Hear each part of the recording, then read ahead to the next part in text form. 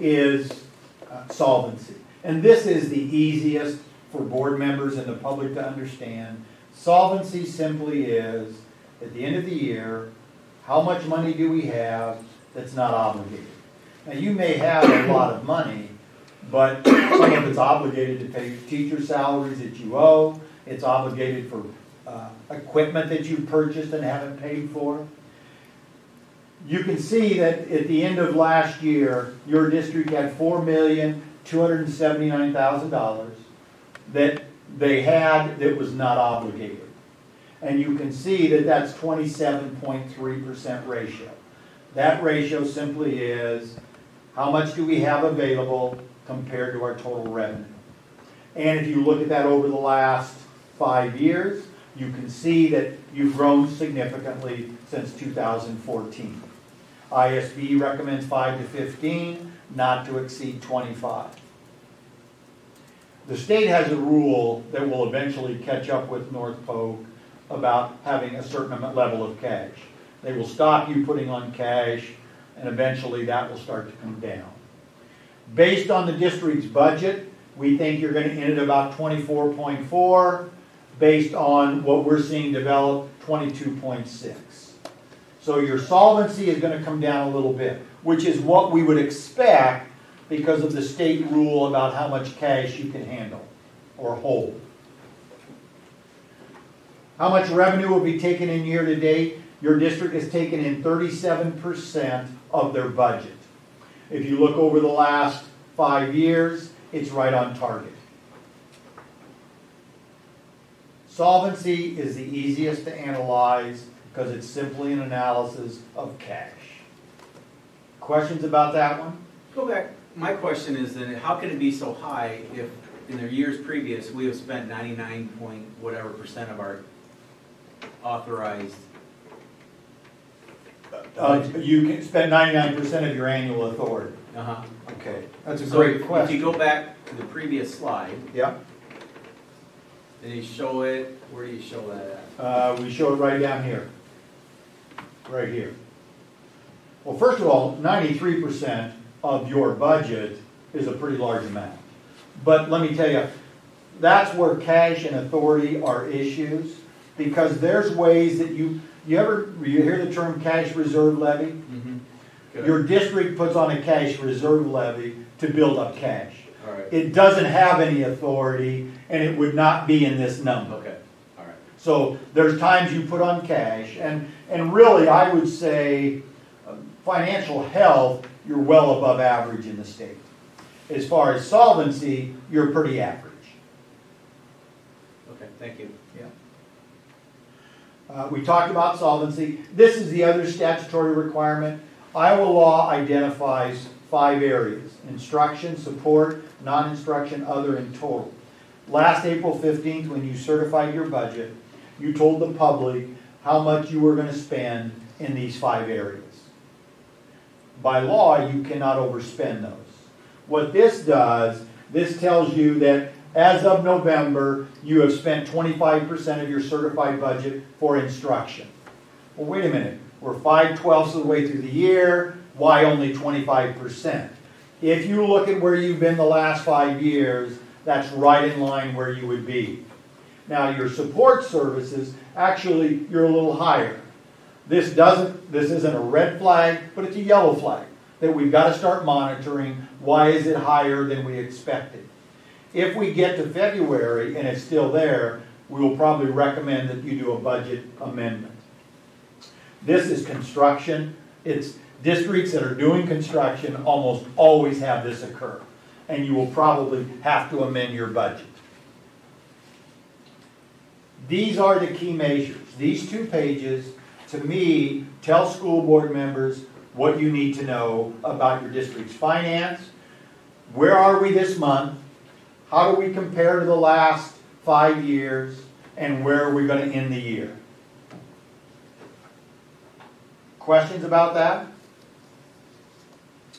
The other report, as I said, there were 2 reports. The other report looks at your revenue. And this column is your actual revenue through this month.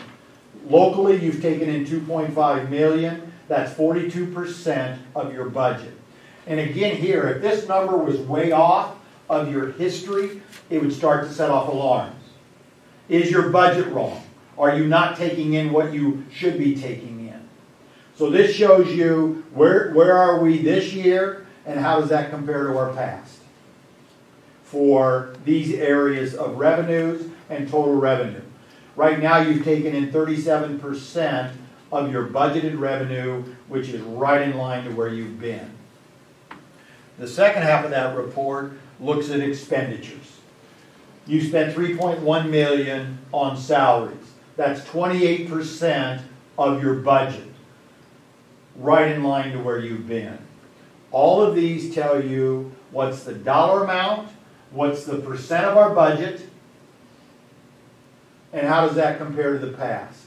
Right now, we have spent 33% of our line item budget, and that is right in line to where you've been the last 4 years. For a board member, to get a sense of how much have we spent, what percent of our budget is that, and how does that compare to the past, is exactly the questions that board members have been asking all the time. And these provide that. The last part of the 2-page report is this one. And this is the balance report. This is, in the month of November, your district took in $539,000 more than they spent. Well, November is a big month for property tax. Some months that's going to be negative. Your district and you can see in prior years where you were in the month of November, plus or minus. You started the year with $5,001,000 of fund balance.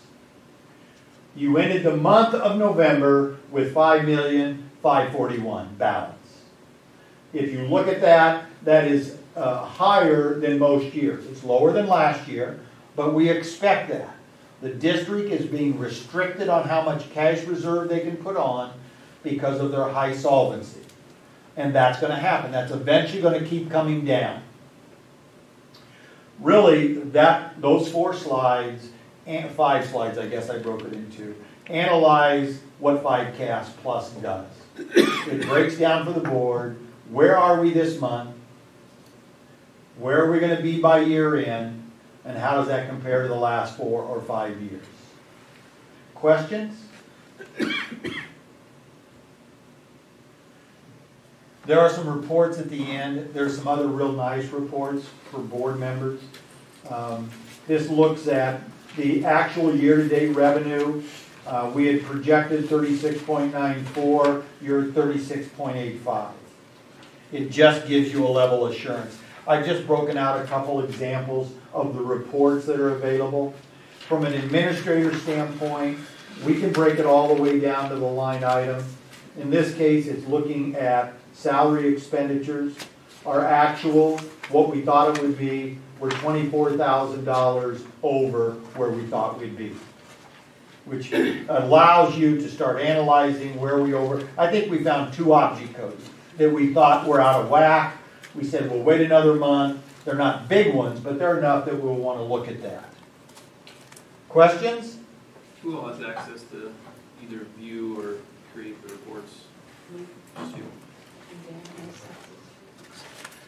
It takes, once you close your monthly accounting system, literally you can have these reports in under 5 minutes. What falls under support services? What would that be? The biggest piece is guidance, dropout prevention, those types of things. Now, the certified, but most of what we looked at when we talked about solvency and unspent balance is general fund. The certified budget piece is all funds added together, not just general fund. So, in theory, your management fund can be over enough to cause you to overspend. All you have to do, last April you told the public what you were going to spend as a maximum. All you have to do is amend that and tell the public you're spending a different amount to give them a chance to have input. Lisa or Dan, anything you thought I was gonna talk about that I didn't? No. Okay. A monthly analysis, you should be able to get these reports. I think I put them in the back, I know I did. It's 4 pages that give you all this breakdown every month. The only question I have is, then, so is the software doing all the work, or is you guys provide supplementary services or support to these guys doing the analytics? We provide all the support that you ask for, whatever that is. So is it self-serving? I mean, when the data's uploaded, then you guys are able to do whatever analytics that you need to validate? We work with each business manager providing support, but we have the second Tuesday of every month, we have a statewide webinar where we talk all the clients through uploading their budget. After they do it 2 or 3 times, they don't want to attend our webinar. They'll just do it on their own. Thank you very much for your time. Thank you.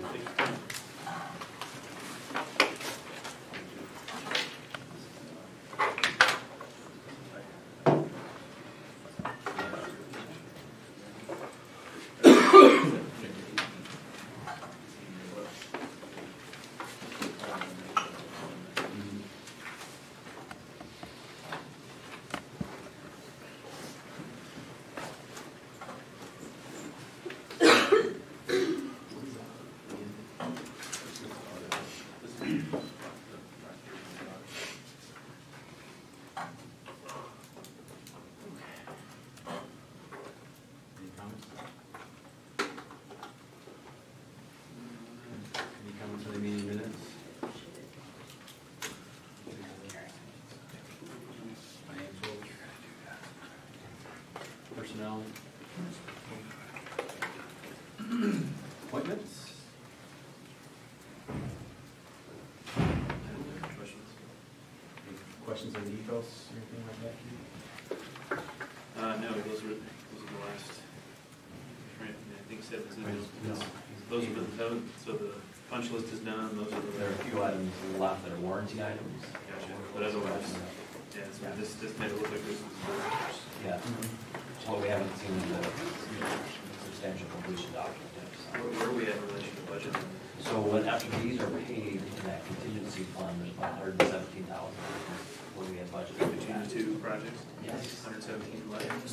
Yeah, 117 unused. Which basically save dollars. Yeah. We settled it. Continue like around 300 or something like that. Originally, when we all started. Yes. Yes. So we use Yeah. stuff. Yes. And I haven't been in middle school. They got that one hallway done, ceiling and all that. Yes. Yeah, and all that. Yeah, so the stuff that's warranty is still terrazzo, but they won't come in until June to do that.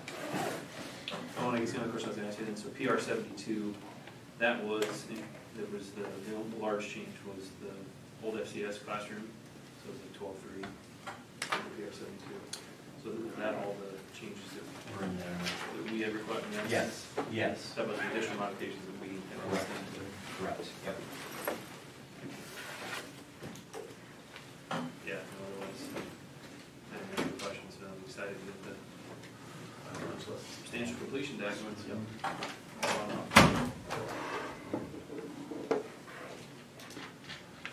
Any other comments? Life Touch, Midwest Fire? Racket. Yeah,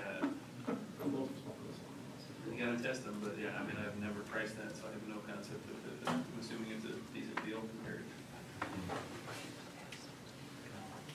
Have a motion?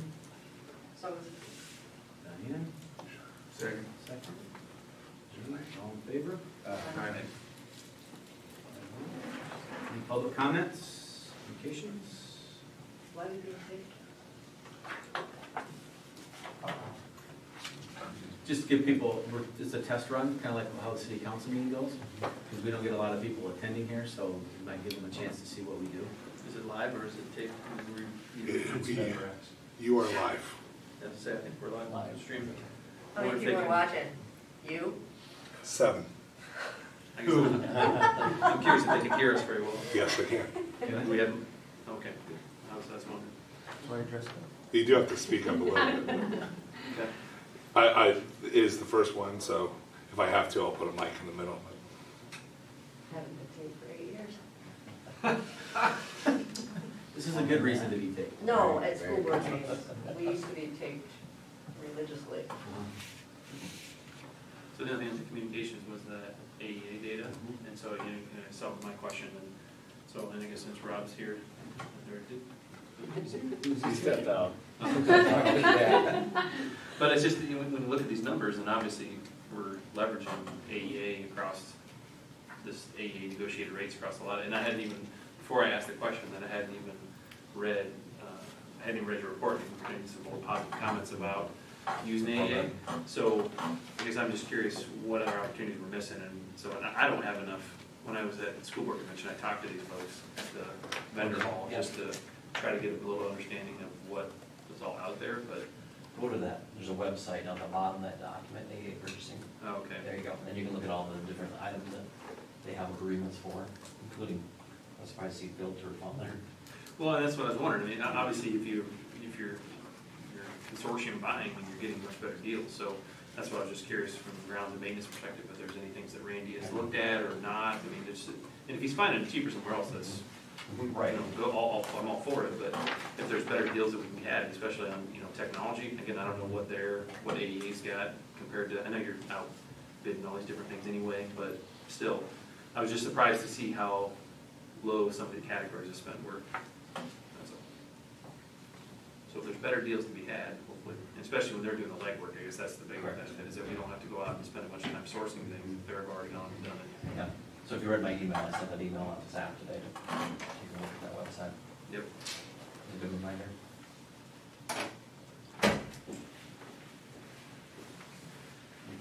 No, nothing there. Administrator reports? He's not here. Hey Rob, how are you? Good. I go outside and say hello to my mother, so. Middle school, John? I just had a couple things just to add to my report. We had some 3 Johnston teachers, 8th grade teachers, come visit the middle school for a couple hours and observe some Lucy Calkins curriculum that we were doing in the middle school, and that was a lot of really good conversation. They observed they're starting to get in the process of implementing Lucy Calkins. So they observed, had a good feedback session with our teachers, and one of the things I'm really trying to get in the middle school is our teachers connected with other teachers that are teaching, just a bigger network.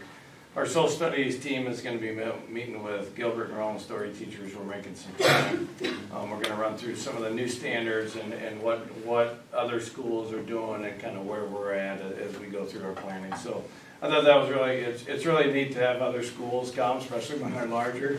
It makes our teachers feel good, like they're doing something really good. So that was nice.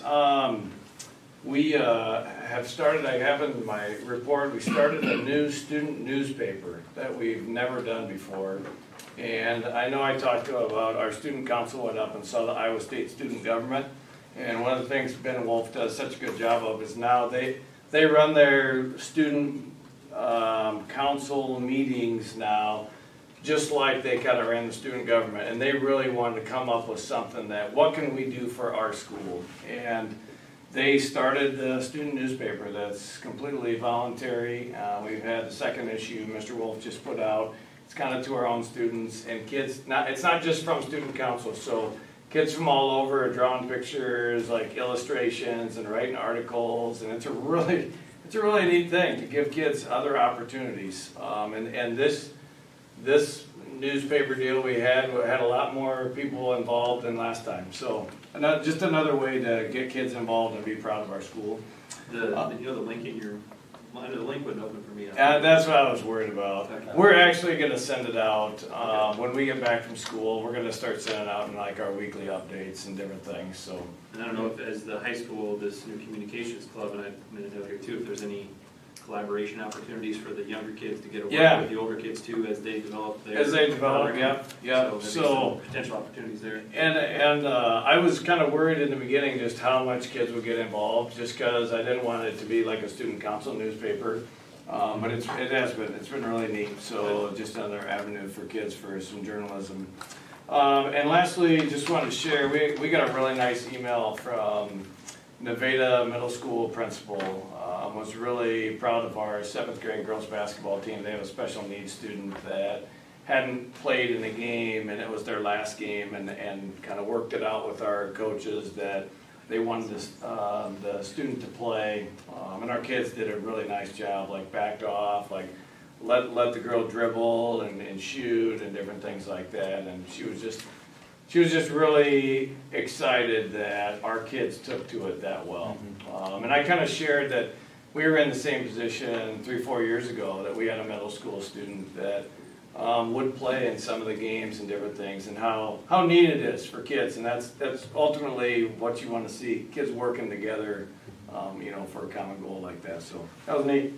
Hey, two things, John, on the, could you send that out district-wide? I'm taking it when you send it out, it's just for middle school parents, is that? Yeah. Can you send that link out district-wide, otherwise I'm not gonna get it.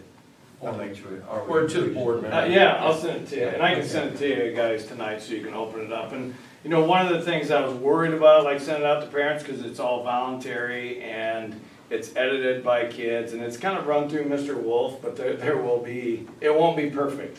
There's going to be some grammar errors, and it's part of the process and stuff. But yeah, I'll send it to you. And it's kind of a neat thing. There's just all sorts of different stuff that they have in there, and some of them done articles on their sports teams, and like my son did an article on like what to do during winter break, just wrote an article, and some of them were like little riddles to solve and stuff, so just get people active. But yeah, I'll give it to you.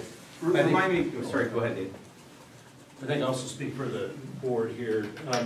Would you relay to your students and your student council, just proud of the giving effort? That was tremendous, so just kudos. So when we dropped off the clothes Monday, and we took some student council members down there to the Joshua Christian Academy, and they really wanted to find a place for kids, and that's a really neat place for underprivileged kids down there, and they were so blessed. And we left, and he got an email like 2 days later, I think Wednesday morning, and there was only like 4 items left.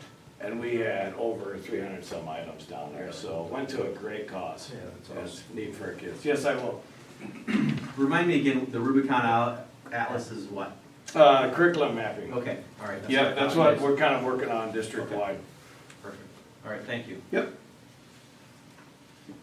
Mr. Miller. We had a huge day at Central today. This morning was our annual PTA make and take, so it was great to have a lot of family helpers in, helping out with that activity. It's a long-standing tradition at Central. It goes back several years. This afternoon was, if that wasn't enough for us this morning, this afternoon we had our holiday parties. So again, lots and lots of family members in the building, which is always great to have. We are working really hard.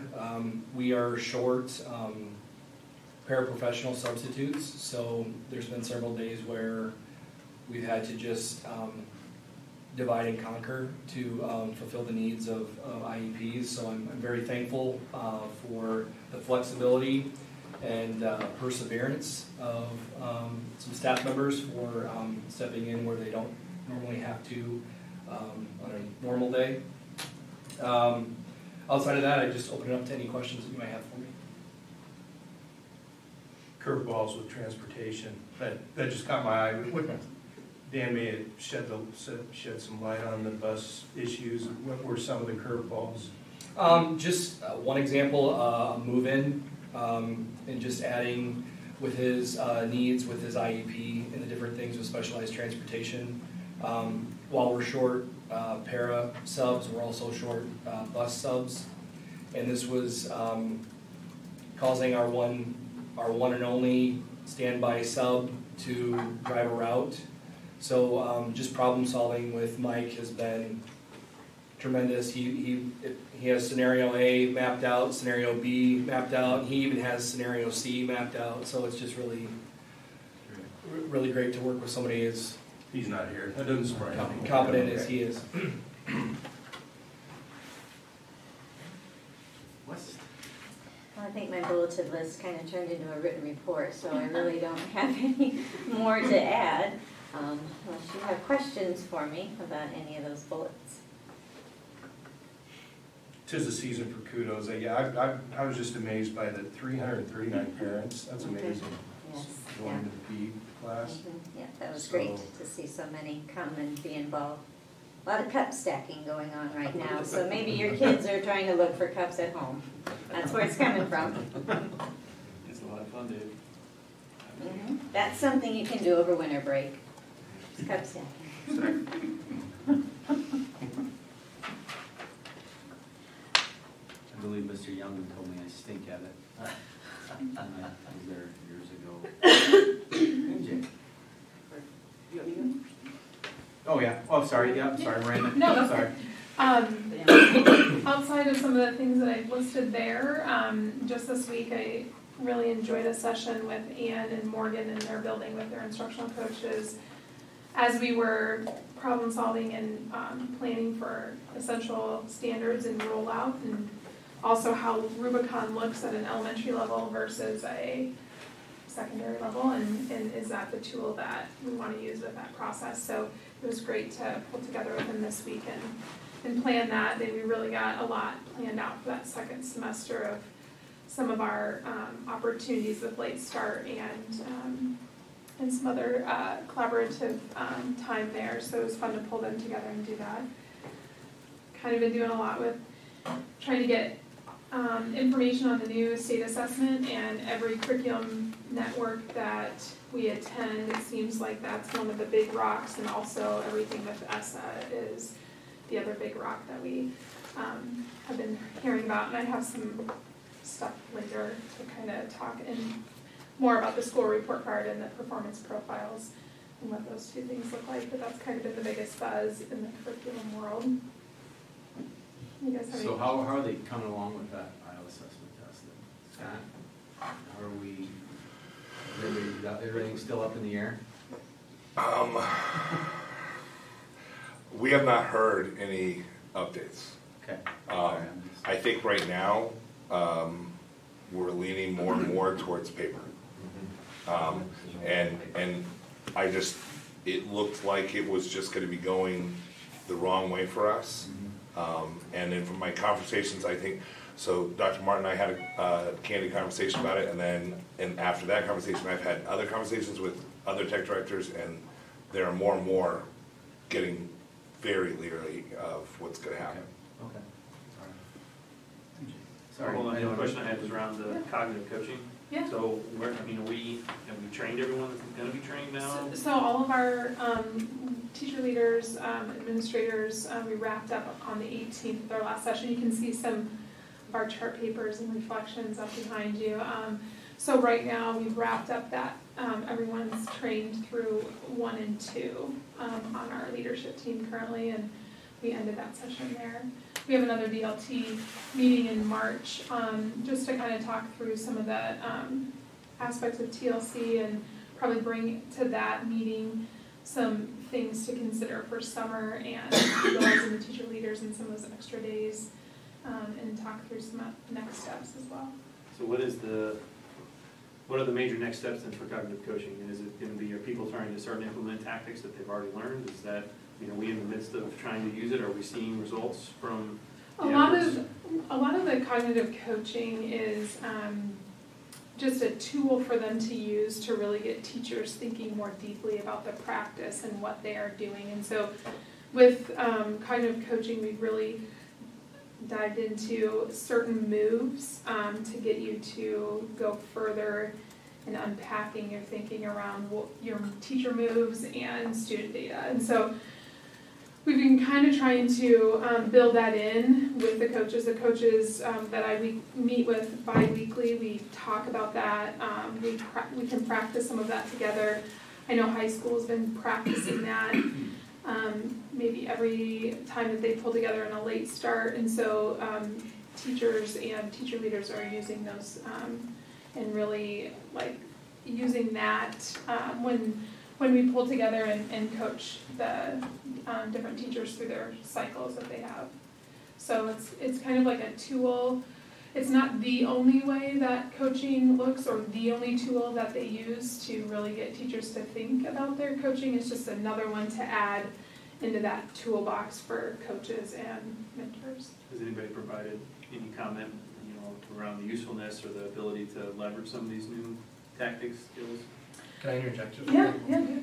Cognitive coaching is one of those classes, like, honestly, I'm taking my specialist with right now, and it's one of the classes that is, like, you think about and you, like, reflect on it when you least expect it. Like, Sue Shermer, cognitive coaching, she's talking me through it right now. It's just about, like, you're processing your different things, how you're planning your conversations with different people, and how it's, when you're the observer or you're the evaluator or whatever tool you're using to use these techniques, it's not about you. Mm-hmm. And so many times we often like skew conversations based on how we ask things or our nonverbals. It just makes you think about all that with different things. It's not necessarily, you couldn't say one thing that I'm going to do better, or there could be one product I should say that I'm better because I took both of these classes. It's like basically a toolbox. You just pull things out at other times. Like one example that the group that I was with on Tuesday, we are actually there, somebody brings a problem that they're trying to hash out, like a real life problem within their practice.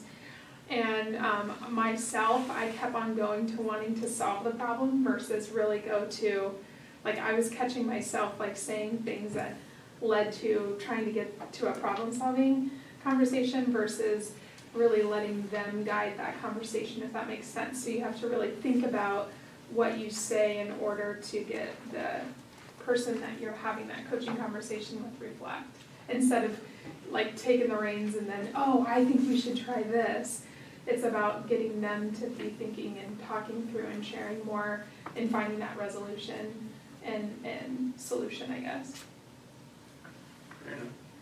Thank you. So it does take a lot of practice to get better at it. I just had one question with state testing dates. Yeah.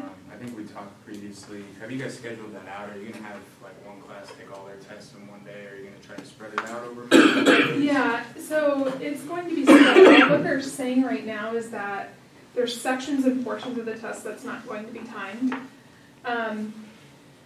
And the conversations I've been having with building principals after break, what they're saying is there's a longer administration time for some of the tests. So typically there's been about 4 hours, even in the past with IO assessments, and what they're saying is 4 hours for reading, estimated time, but there's always, with it not being timed or portions of it not being timed, there's could be going above and beyond the 4 hours, but for all of the testing, there's reading, language, and writing. So reading's a separate test, language and writing, so there will be a writing component, math, and then there's planning additional 45 minutes for a science test. So I think pretty much what I have listened to and heard from the state, and especially at our cookie meetings, if we're doing the paper pencil, our schedule might look more similar to what we've done in the past with adding some additional times. And what I've gathered from principals and want to dive in deeper is typically on that Monday, we're not testing on the Monday of that week, but then they've usually been able to get most of their testing done Tuesday through Friday. So I think the schedule itself might look very similar to what students have experienced before, with maybe just adding a little tweak to some of that. And I think that's, when you think of like changing 2 factors of the test, like some students that are going to be taking it online is going to be new, and then that schedule could be new too. And I think going paper pencil, we're just changing kind of maybe the test or adding some additional test or time, but still keeping that paper pencil, so we're only changing 1 factor with the test. So I think students should be set up for success in the buildings. I'm really going to go into each building and ask, how's the testing looked, what does that look like? And then Mary Jane and I, there's a manual to ensure that we have for any students that have IEPs or special accommodations. There's a whole manual just kind of talking through some of that. I think the bonus of doing, once we get to the computer-based, is instead of having an associate read the test to you, the computer can actually read it. So I think there's definitely some pros and cons from both, but I think our schedules should be pretty similar to what they've experienced in the past. And I'm assuming we have like plans in place for kids that are absent the day of the test? Yeah, so I think that first week that's listed, there's a 2-week window that we've listed, and we had to enter those on December 8th. That first, or by December 8th, and then there's like a month where we can enter our testing dates. That first week will be actual testing, and then we'll have that makeup. Yeah. Just correct me if I'm wrong, like our state, the way the state evaluates us is part of it's based off the percentage of the kids that take the test? Yes. So even if you're missing like 1% or 2%, it dings you and hurts you? Yeah. Okay. Or if families opt out, and it's like Right. kind of, yeah. But that's definitely on, you'll see that on one of the report forms. Thank you. Yeah, good questions, thanks. All right, MJ? Okay. I probably have more bullets than you do, Ann. I try to narrow them down, but when I go visit each program, each building, there's just so many things I want to share because they enjoy sharing them and they are very proud of what they're doing at their buildings. So, sorry it's so wordy, but that's as I meet with everybody on a monthly basis and sometimes twice a month. Just what are they doing and what's happening, especially with our students and with our teachers in the different programs that we're working with here at North Polk. The one program that Miranda and I just had a meeting on, what's today? When did we meet with counselors? Tuesday. Yeah. We just met with counselors Tuesday, so I didn't get a lot in here. But they really enjoyed the ISCA conference that they went to and got some materials out of there, got some connections that they could use with curriculum maybe that they want to use with some kiddos. Some different resources that they said they're going to read over break, and I kind of giggled. But they really enjoyed that conference and making that, especially the mental health piece, and that's going to be a big piece that we just talked about on Tuesday.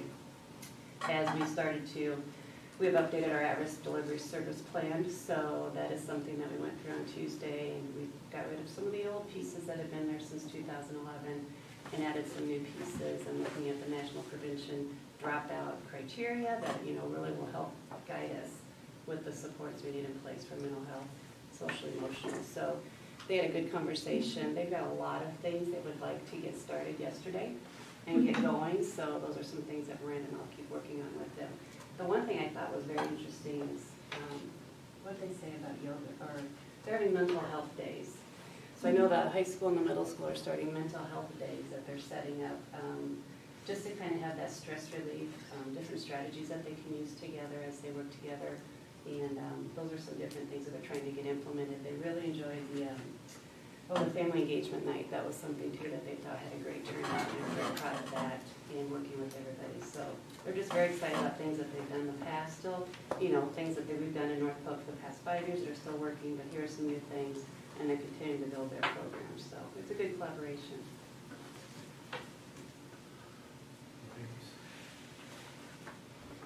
Anything else? I got plenty there for you. Thank you. Can I add one more thing? We actually had a really good conversation with JA about different, I know there's going to be what's that? Junior achievement. Junior achievement. Yeah. Sorry, junior achievement, and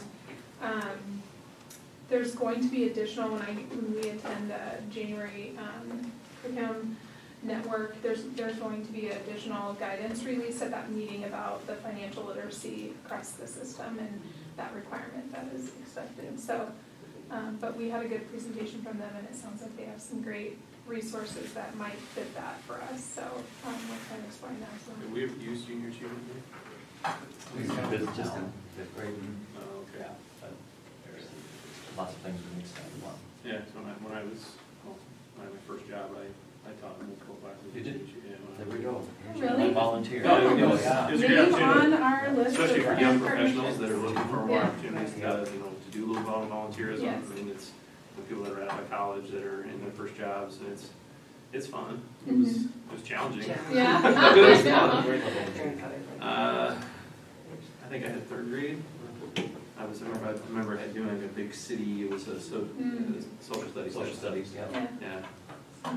But no, it's a really good program, and this was in New Jersey, it was run really well too. I mean, Yeah. a lot of us that volunteered, so. And I think what was really appealing is that they help really consider and think about the recruitment and getting other business partnerships within your local community, and so that was really exciting. Did they provide all the materials too? I remember it was a bunch Mhm. of box Yeah. stuff that you know Chief gave us. Mhm. So I mean, yeah, it was Yeah. the kids always had fun too. Look forward Yeah. to somebody coming in. Mhm. Yeah, they just love to have that outside person that's actually doing that job. Yeah. And come in and talk to them, so. Yeah, exactly. So no, I think it's a great thing we should be looking into because I would have to assume there's quite a few professionals within our district that would be willing to come in and volunteer a little bit.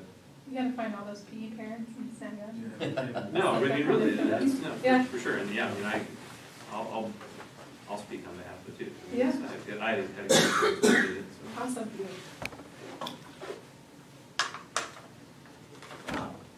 Hi. Long time Well, no see. Yeah, came in late tonight, I was finishing up. We had interviews for our head soccer position tonight, so we included 3 of our students, 3 parents, and 3 separate coaches in the process, interviewed 4 people, so went really well. I'm telling you, I'm proud of the kids. Those 3 girls did a really nice job of listening, and they wrote a bunch of stuff down and then actually communicating with me afterwards. It was a good process. Was it parents that volunteered, or did you? I asked parents that I thought could get here by 3:30 and some of those things, but it's also a range of grade levels too. I didn't just ask seniors or freshmen. So. You said there was 4 different applicants, wasn't there? We had 7 applicants, 7 but we interviewed 4. Oh, good. So it was that's a good chunk of applicants for that position. Good. Yeah, really good. So that was good tonight. Winter season, as you can see from my report, we're just finishing up our first part of our middle school. Our split season is finished up right now, and we will start the boys basketball season starts here after break. Really positive things from our coaches. Most of what I've heard from parents and kids has been pretty positive, and then our conference schools and the Raccoon, as well as the Heart of Iowa, use that split season. So really good things from that as we continue to look at it and make sure it's best for our kids. We hosted a wrestling tournament this last weekend, which is about 17 or 18 teams here in both buildings. One of the bigger events we do. And other than a few technology issues, and they're not Scott's technology, they're website technology issues, we had a pretty good tournament, I would say. And we host another one right when we get back from break. We're also, as you see in there, selected to host sectionals again this year. We continue to get those events from the state, which is really nice for us. It's nice for us. So, Tri-County Times, I don't know if any of you have been online to look at any of that, but we've been able to put basketball and wrestling, brief articles and summaries and pictures from all of our games so far this season. I don't know if you've had a chance to look at it. It's not big, it's not a lot, but there's always at least 2 pictures in there and a brief summary of the game. Right now, we're doing that out of my office with some help from some of our coaches and staff members are doing that, and a little bit of parent help too. I spoke with Mrs. Vernon, and this come up earlier when I wasn't here about a club started to help with that. Okay, so Mrs. Vernon's working on that. We hope to get some kind of club that we can maybe get going, and with Scott's help, maybe even some kind of production that we start doing with students where we stream and have the written and live kind of productions and all this stuff we can do right here at school. Because the Tri-County, to be honest with you, it's been, in the 20 years I've been here, this has happened, I don't know how many times, where they've just said, we're not covering your events anymore. So we're working on that, and I think what we have in place for right now is going to at least get us through this year, I hope. Do they have any problems with you guys submitting stuff then? Not at all. No. They just throw it right on there, and Okay, that's good. it gets to be a little lot in our office to have to kind of, it's another thing to kind of manage.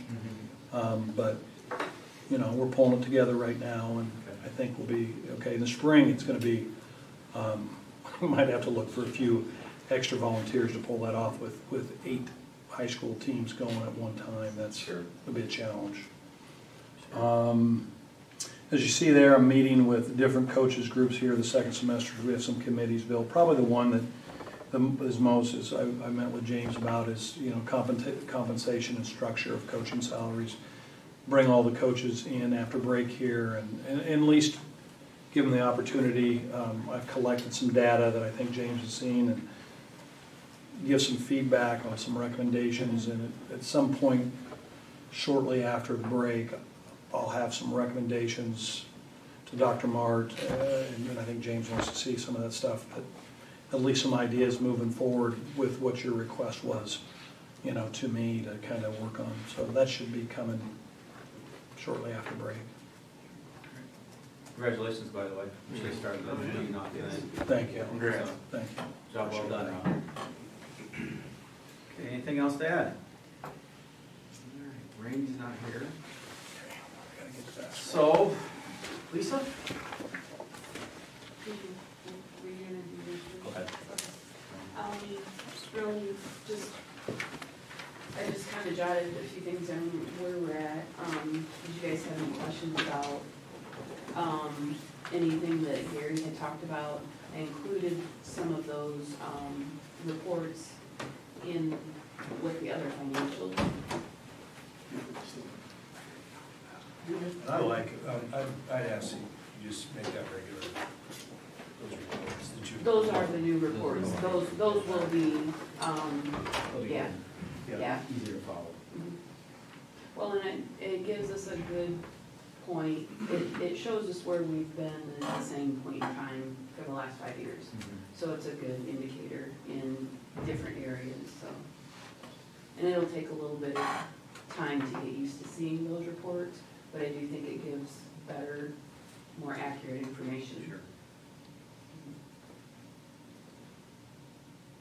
No, help us in the long run when you, as you continue to grow. Well, and we still have the other forecast by the projections and stuff.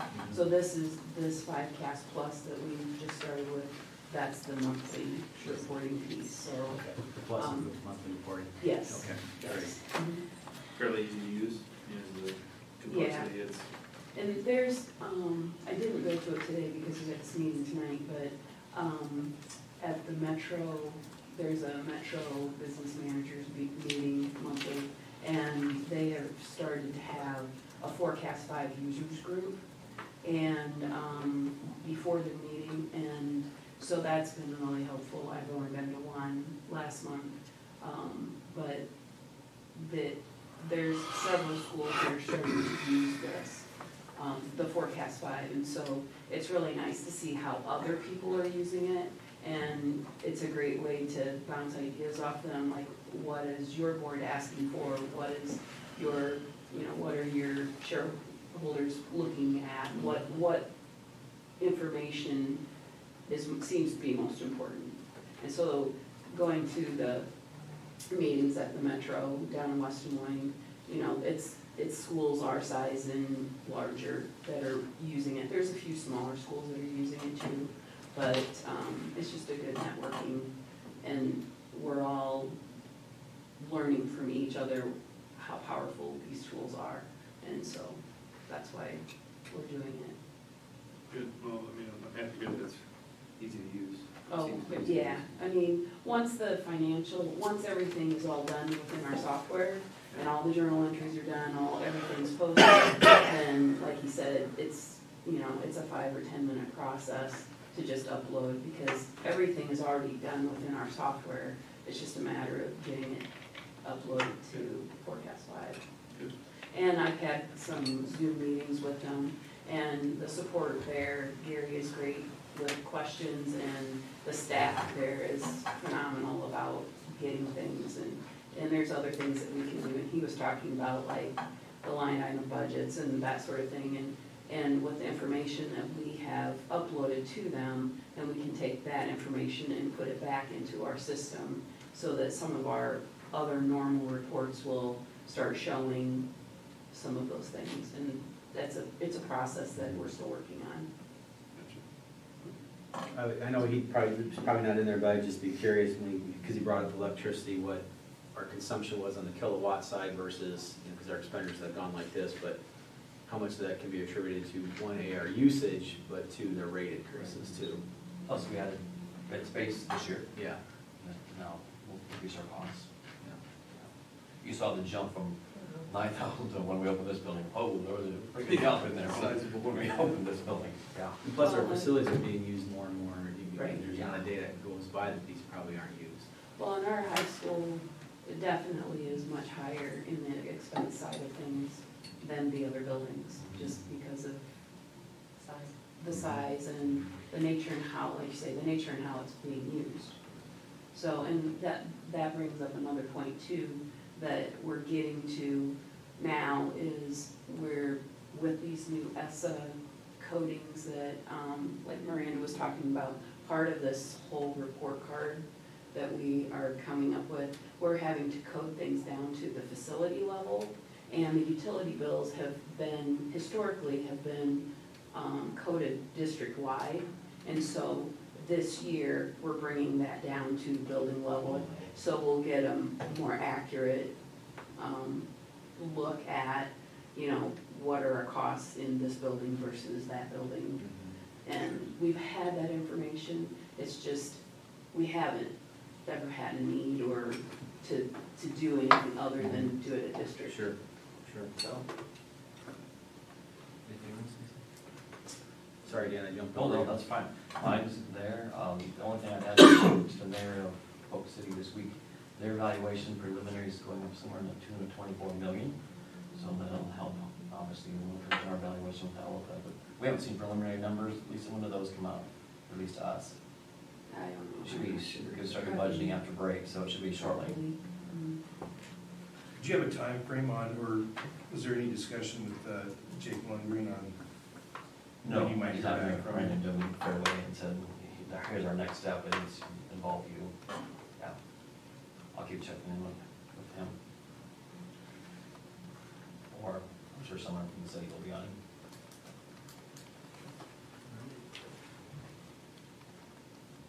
Mr. Grogan? Yeah. Sorry, doing two things at once here, not good at that. So I put in there, the report, I'll just kind of hit on those four things. Sorry. It's all right. I was kind of going after him, but that's okay. I'll go now, Joe. No, sorry. It's all right. So we should be finishing up. There's a couple of little bits that I pushed off the projector people just because they were taking forever. And I was like, you know what? Let's just all do it when the school's out. So next week on Thursday and Friday, there's some couple bits that should come back and fix. There was some ordering that had to happen, like an angle iron piece for Mr. Spelzer's room because the ceiling in there is at an angle, so they had to order a special part for that. And the power or the electricians need to figure out what they're going to do in the gyms because there's not power that's close, so they're trying to figure that out. So I figured just pick a place where they're not going to bug anybody and we're not doing it in the middle of the night.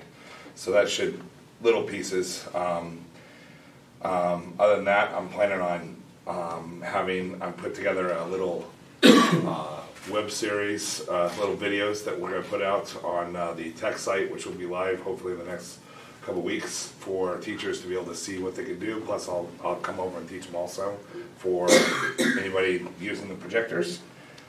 We did do all the servers are in and migrated. We are working on kind of server by server updating the actual software, so get all the servers to the most current server, Windows server. And the SAN is installed, everything's transferred over, so it's good. And the website went live today at 3. And So is it fundamentally a different site? yes, oh, it's fundamentally different. The one that I just opened is the same site. Okay, so it's going to take time. I highly suggest, especially if you're on our network, that you use your phone. And the new site is mobile friendly? Oh, it is the site. Yeah, so. Okay, good. So yeah, no, it's very mobile friendly. So one of the issues whenever you switch over a site that's been in DNS servers for a long time is that it takes a long time to propagate. In fact, right now, I just sent them a kind of a critical message, is that our security certificate, our new one, is conflicting with our old one, so it thinks we're a predator. So I'm actually getting, I can't even get to either site on my computer right now because I keep on updating my DNS. So, and Google DNS is actually one of the longest ones because they're very safe. But so like Verizon's DNS, already populated. So if you're on Verizon, you're on the new site. You can actually get the information on that? Oh yeah. Calendar, let's see. So, There's our calendar. so that, yeah, the website is live. And in fact, after tonight, Dr. Martin and I will post the meeting notes on the new site, not the old site. So, and then the last thing on my thing was Zulu Desk, just to really explain really quickly, we were using a product called Jamf or Casper, and that was to manage our iPads, and it was just not being used at all. And when I first came in, it was like we have teachers that were just frustrated enough, and I don't blame them, but they basically are taking them and taking the school iPads and to be able to manage them, putting them on their own personal account, so that they can put the apps on there, because we weren't able to get apps out there. So it's not a really good way to go. So I kind of did a trial version of the Zulu Desk, and it worked really well. One, we don't have to host it; it's completely on their site, and we have full management of the iPad. So, and it's half the cost of what we were using. So, and it's working really well. We've deployed it already to Central Elementary's iPad lab in Mrs. Howe's room, and I'm now, all the mentor teachers are on it, and I'm just going to go iPad by iPad. I got to go through. The problem is I have to put my hands on each iPad, so it's 330 iPads right now in the district. So it's just going to take some time. And the last 2.5 weeks, so Jess and I basically did about 8 months of work in 2.5 weeks. So pretty much all we have done is website work for the last 2.5 weeks. So yeah, that's what we did. Do all the links work? Everything. There is a disclaimer. When you go on there, there should be a disclaimer that comes up that is a warning. Is like, please realize, without saying we had to do this in 2 weeks, it's saying we did this in 2 weeks. Well, the only thing it's doing is like if I hit volunteer, it goes to volunteer and then it pops back to the menu. And it took me a while to realize I got to you have to go down. That is, so one of the things that, and people might tell you that, is that those buttons that are really awesome because you see them right away, unfortunately those are called global buttons, which means they are globally throughout the site, which means you cannot just take them off, which we struggled. I really like them because they work great on a cell phone. The problem is you hit it and it comes right back up and you have to realize you have to go down to get to the information you just went to. Well, and menus is not going down. It's going back to volunteer opportunities. Right. So trust me. Sorry, I don't mean to. No, there are some. Your app right now. Okay, so there's multiple issues, and we know that. Scott, you got your beta tester right here. So Yeah. Sit in your office on the Christmas break. Yes. Just sit there and go through it. If you could just develop a picture on the wall with all the different things and connections. I've been in IT for 25 years. Jess will be coming in tomorrow. You're more than welcome to come on in, Diane, and you can help us fix all the links. I've been an app developer for 25 years. We know that and by the way, there's a lot of things that we had to hide. It wasn't physically, we have 7,600 pages. Yeah. We can't get through that in the time that we have. So we have hidden a lot of things, and that we are just going to have to slowly get through because it's just the way it is. But that being said, there is a disclaimer message on there when somebody goes on there. If you see something, help us out. I also have shared a document to all the secretaries and all the admin that is basically a document for us internally of, hey, if you're out there and you see something on the site, fill it in, tell us where it is. That email is live, the webmaster at North Polk, that is live, and that is going to Jess. And so if somebody says, hey, there's a problem here, the big ones, I did turn on Google Analytics on the old site, and I got a little bit of information from like the last, well, since October. And I will say about 90% of our traffic is going to contacts and calendar. Those are working perfectly on the site. I would have thought they'd go to Infinite Campus. I think people go to Infinite Campus, the people I've talked to, Directly? and they just bookmark it. But, by the way, there is a global icon for Infinite Campus. I saw that. And it takes you to a new window, and you don't have to worry about the I already global tested icons. it. Okay, there you go, great, I'm glad it You're saying worked. the link to the school board is probably the least used? It's, I'm sure I'm some not of them gonna, are watching. I'm not gonna say it's the least used. I will say I spent the most amount of time organizing some of that stuff because it was the most difficult, it has the most amount of older information. Going through board minutes from 2011 was really fun. It's fun to live in. All right, thank you, Scott. Mr. Reeves, sorry I skipped over you. All right. I'd like to just add that there are 315 schools that participate in the AE purchasing group there. And last year, $34 million was spent statewide on food, $34 million through this purchasing group. Okay, I wasn't joking earlier, because I had just challenged these guys on why our numbers were low in other categories, and then I read your report, and I'm like, here we go, here's an advocate for the AE purchasing program, so. I've been part of it for almost 20 years. That's great.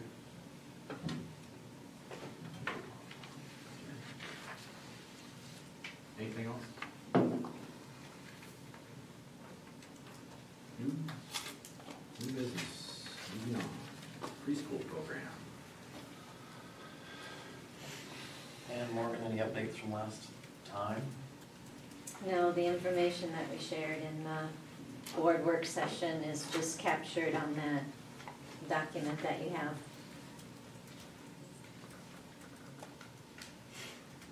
I think we covered everything at the work session. I don't think there's anything to add. So the proposal though is a version of this letter that's in the board packet is what will go out to or not the letter, but some of the information within this is what will go out to families related to the change and why we're gonna make the change. Yes. And the parents are behind this. You can find that parents, Yeah. some parents won't be behind it. But the majority are gonna be behind it. So I guess my only, Or not? I couldn't tell, I couldn't be confident and tell you the majority. If there's transportation, There's, Yeah. there's transportation. that's the biggest That was thing, the biggest. especially on this side of the district. so historically, so the dates are tentatively January 14th for this, through March 7th for sign up. Historically, do people always sign up right on the phone? I mean, is it a get in line first type deal for signing up? And so are we gonna have everybody sign up on January 14th? For preschool?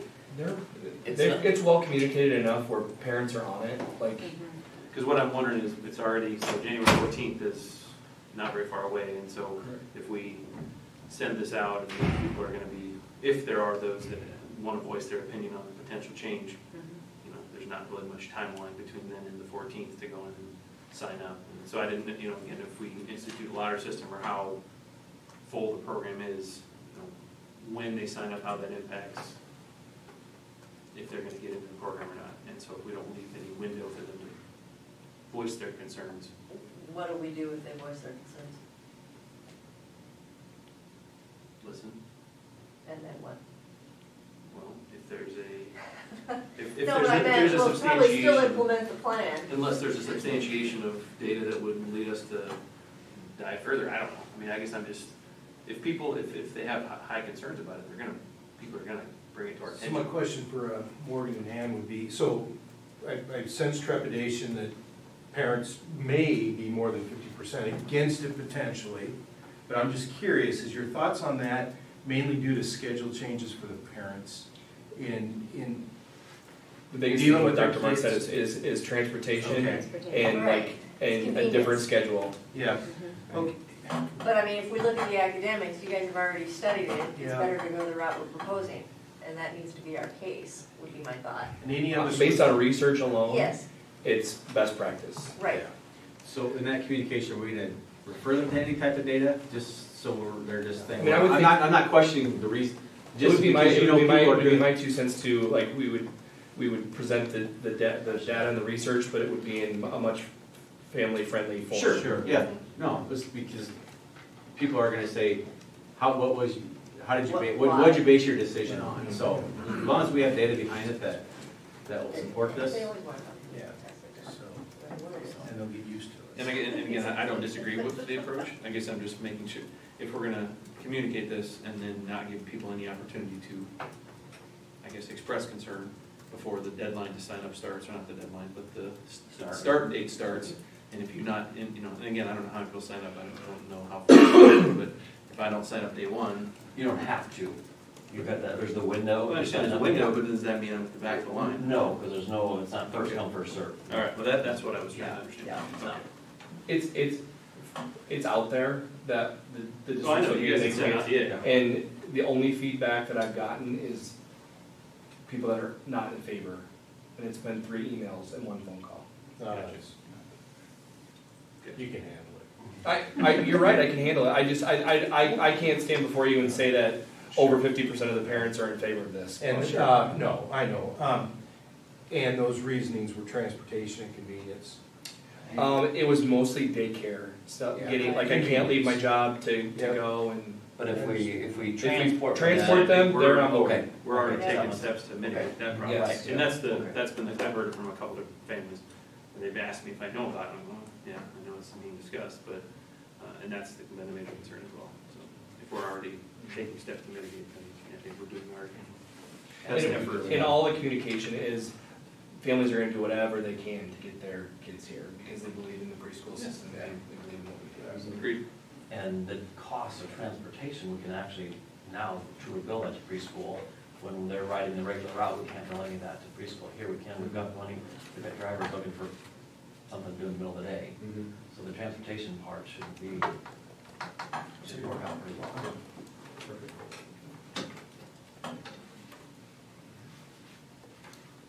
We do these all at once, right?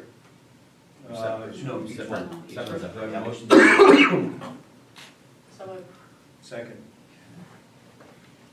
All in favor? Aye. Hey, Dropout prevention funding, 2019-20 school year. I'm talking about, what you put in there. Basically, what that is, I went through and I put in, I don't know if you saw yesterday afternoon, I included like the budget, that we had to submit in the past. And so that isn't a required piece, but basically I went down through, and looked at where we have, like who we have coded to what, like counselors, certain teachers, that sort of thing. And so basically, took, and also included the SRO in there as well. And so basically putting those different salaries in there, and those are not including their salaries at 100%. So their salaries are, they're doing other things as well. But with that, they are allowing us up to $576,000. And when I put that budget together, we actually are going over it. So this is goes in aid levy, or an additional levy. We've, pretty much what we'll spend by what we have so far. In other years we have it and we carry that over and use it. So again, we'll look at the maximum here. It doesn't, you don't have to spend it or lose it, it carries over. And then the following year you might not levy as much if you have carryover. Again, that's and the last, if. right, and last year we carried over like $5,000. So Not very much. No. Right? So again, this program's helped us get the, an additional counselor here at the high school. Those academic interventionists that we needed in the elementaries and the middle school. With that additional funding, we'll be able to get staff in that way to help us, especially. Because we're getting funding for what, 576, and our budget's gonna be 593, basically. Well, we can't, we were shown that we haven't been spending that much, but we'll back it down to that. we can't overspend. Can't overspend it. We can't overspend that one, but we can carry it over if we have excess. So Lisa just showed you that we would have no problem spending that $576,000 allotment.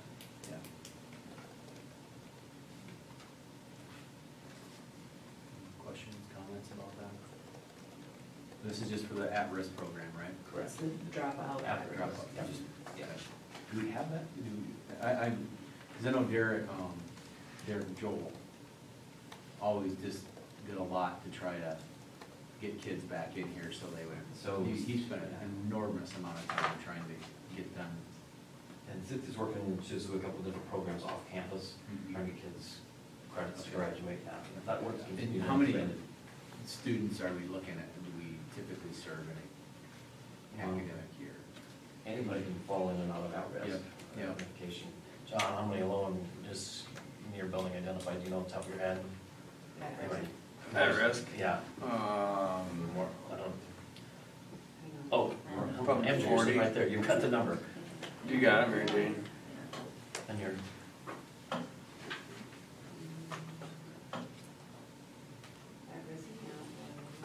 Clean it down. We also talked about at-risk and dropout together.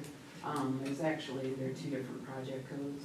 And the shared counselor, just as an the shared counselor that we're sharing with Bondurant, the at-risk dollars that are designated to that, we'll use that money, those specific, that 31,000, to pay for that at-risk counselor. Okay. Then the dropout is the bigger portion. 244 was the official count on count day.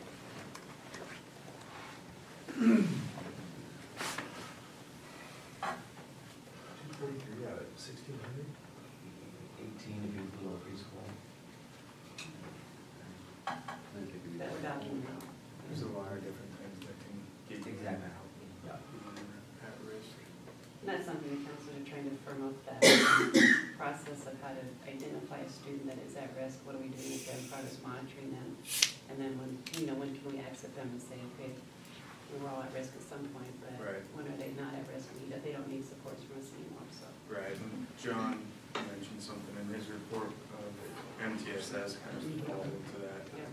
What are those different supports? System support to, you know, for like a week, and it's just something that help you transition back out. And we've been working on our data wall. That's really trying to get filters put in place that's for behavior and academics that can filter so we can see it right away on different things, so we're working on it. And as you guys add in that mental health component too, it's just gonna Yeah. increase who can get flagged. Sure. So I move to approve the dropout principle. Keith, do I have a second? Second. James, all in favor? Aye. I vote. Vehicle purchase. And Mr. Pearson is on the school bus purchase. I'm getting that bus ready, or on the list that we have ready for July 1st. So again, he's asking for a gas bus with storage underneath. I can do that. And then Jeff can speak to his, Jeff's, poor Jeff's driving. We need a replacement. Both of them. Yeah, they've seen their better days, and one of the obstacles though with the cargo van is that they're not readily available. It's months before we can get that, so we want to try and get this order approved sooner than later. When would it be available, if? My guess would be end of March, April, the soonest. Oh, really? And this is considerably, I would say it's almost at least a $10,000 savings that the government bids this price out at. Oh, okay. And the reason I went with this certain one is, with the Chevy product is 100,000 mile warranty on it. Whereas the Ford was 35,000, I think. Really? Have we looked at the used vehicle market at all? And so it would be the price that we're paying for the new one. For the new. Okay. Yeah. Okay. Yeah. And some of those will have 100,000 miles on them. Okay. So, Second. Vehicle purchases, do I have a motion to approve? That would be Diane. Fire. All in favor? Aye. Architect selection process. And you've got a copy of the work that Keith's been doing in here, and a great document. I think the question that Keith posed the other day is how much, in direction probably on how much master facilities we want to spend, if any. and that way we know how to write this. And, you know, I've been chewing on this a little more. The only modification I'm gonna make too, I'm gonna add in hours proposed on the proposal form, so we understand the hours they bid. But worst case, they come back with something that it's too much effort, we can take feedback and then we can have them narrow the focus to give us numbers or to give us a product that's kind of more aligned with what our expectations are. So I guess I've got me a couple cuts that I'll make to a couple spots, but I mean, in reality, if we issued it as is, but part of the communication with them can be a little more guidance too, but if we get back proposals that are in excess of what we feel is we're gonna be able to handle, then we would just go back to the vendors again and tell them to narrow their focus based on some specific feedback.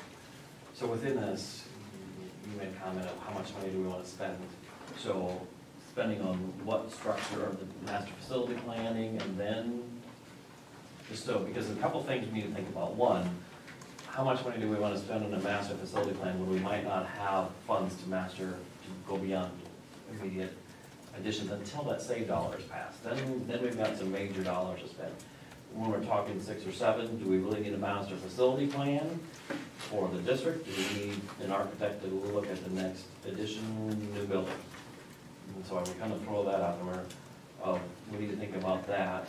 I mean, no sense spending $50 on a master facility plan when we know we can only do a little bitty chunk kind of thing until we know we've got significant dollars to spend. Yeah. We don't know that for sure until that saved dollar comes through, which we're hoping is this legislation. Is that what we're hoping? You know, they told us they'd get it through last session and didn't happen, and that was on the docket again this session. So the way I broke this out is that it'd be 3 phases. So the first phase is them to analyze our district high level, analyze some options that we would provide, like expansion on Central, for example, come up with some, interview a couple of key people, and then phase 2, go into developing some scenarios. So short term, some scenarios to help us in the next 1 to 3 years. Option 2, give us the next 3 to 5 years. Option 3, give us the next multiple years beyond, our long 10-year goal, for example. And then the third phase of the whole is to come in and present those, refine what we give feedback and then present it to us. And so, I mean, there's no upfront cost though, right? Yeah, no, this would be failure to plan is planning to fail. So yes, we'd be obligating ourselves to some dollars to pay somebody to actually look at our facilities. And I put in your high level, and they're not doing great due diligence on the existing infrastructure conditions. It's just looking at where we have, looking at these kind of scenarios that we're talking about, like if we're to purchase land or to add on to Central or whatever, trying to get their minds wrapped around that, while also looking at our time horizon for funding and trying to help us develop a plan that's going to be workable with how we're going to get money. So I mean, I had a couple of different engineers friends look at this and read through it, and again, kind of got consistent feedback that, if this seems more than what we feel like we can afford, then we just, refocus them a little bit to give us what we want. I mean, they're not going to charge us to put together the proposals and doing that. I mean, that's going to be on their dollar, but it's ultimately what they're going to come back to us with as far as, here's what we propose as far as dollars and hours to go and do this work and give us something that we can look at, because it's, and I think we have some good feelings about what we think we need to do, but, somebody may look at what we've got, and part of it, one thing that any sustenance projects or building renovations that would maybe facilitate something that would bridge us for another year or 2 years versus adding on. We may be able to reshuffle a building, I don't know. I mean, this is all things that these are guys that do this type of work, so they're going to be well suited to make that happen. I mean, I think it was OPN, their video was very clear. This is he laid it out very clearly. You guys are here, and this is what we need to, this is the steps that we recommend we go through to make sure we're on the right path. But again, we're not going to know until we issue this, and I mean, they may come back and it's all over the board, but until we give them something to give us a price on, I guess Which to me, that doesn't hurt. No, We're not, no. yeah. So where are we at with our demographic study with Dave and his group? And that's one thing I was gonna ask you, because that's Yeah. a piece of this that these, you know, Did they tell us April, they would be done with that? At the latest. let's say, can we, do you mind giving them a ring and see Yeah. if we can expedite that a little bit? Because, Yeah. because that's That's critical. to this information whole- that those right. guys would want to use, no matter what we do, using that information is gonna be, it's kind of a major Or- piece of it. I'm just, okay. Because we had those 3 architects, should we just bring those 3 in? Well, I guess what my thought is that they look at this and they come up with the game plan. And then they would come in and pitch them to, well, we'd get them back first and understand if it, okay, yeah, Okay. you're not in the ballpark and we need to refine it.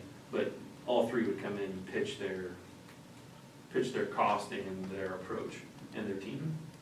So that would be the next step, is we interview the 3 and then we pick who we feel is the most suited based on their expertise, experience, and to be honest, their cost basis, which is why I want to get dollars out of these guys Sure. for doing these discrete tasks. Because, and hours, you know, so what they plan on bringing, who they plan on using, et cetera. So, I mean, are you wanting to pare this back, or what's your? I guess you could get that, I just, I'm a little leery of investing a ton in a master facility plan if you don't know if we're gonna have more than a few million to spend in a couple of years, and then it's gonna be another 5 years before you have that similar dollar amount. Well, but, and that's what but I would expect them to take that into consideration. Because I put it right in there, that they need to look at our, you know, we need to give them insight on what we project for dollars to be able to do projects. If we're only gonna have $1 million, then, I mean, you know, it doesn't make sense to do a massive, it's not gonna be a huge undertaking for them, because again, these guys that do schoolwork, to look at our facilities, look at our structures, look at our size, and be able to come up with some probably pretty quick suggestions on building utilization or, you know, what makes sense as far as projects. Again, based on where the growth is. So I guess, I'm not seeing this as and again, I pared it back as best I could, because it's not, that's why I said high level, conceptual, not investing a ton of effort to, and that's what we can, that's part of when we get the numbers back, we can be like, oh yeah, you guys are assuming way more effort on this, that's why it's broken into pieces too.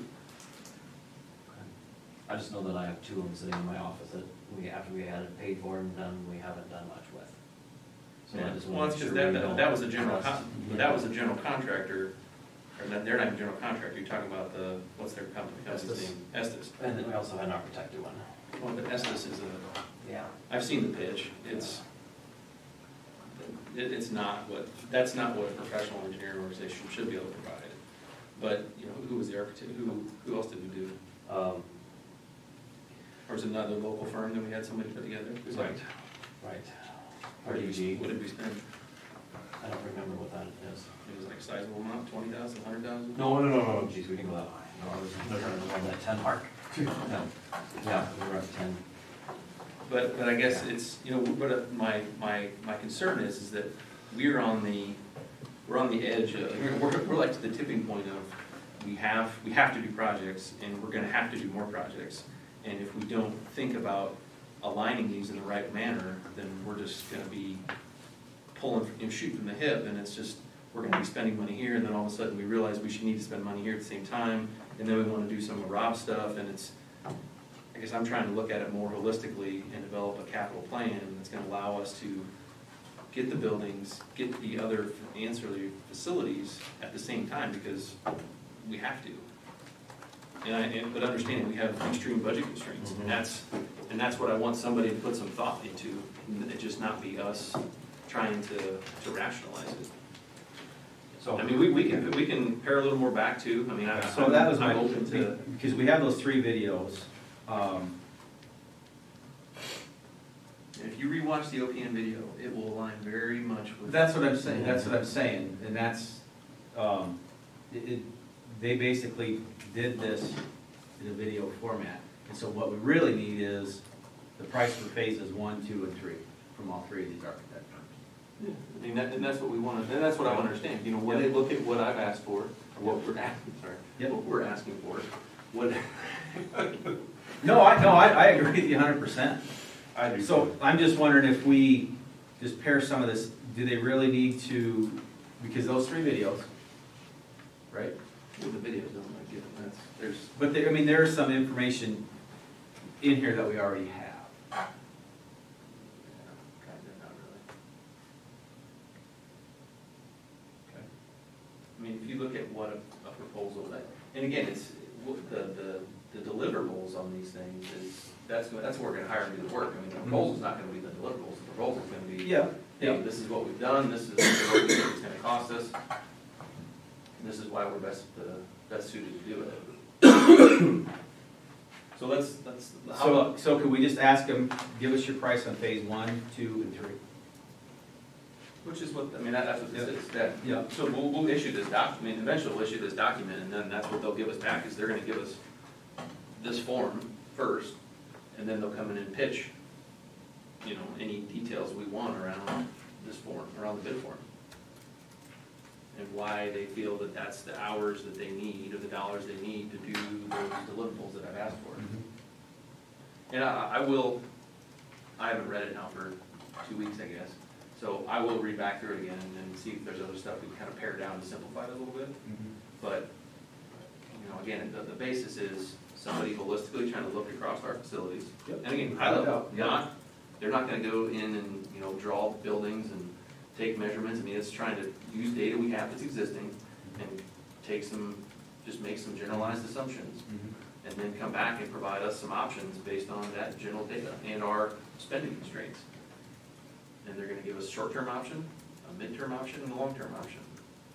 And it's not developing a huge plan, I mean, it's just, again, trying to give us a simplified view.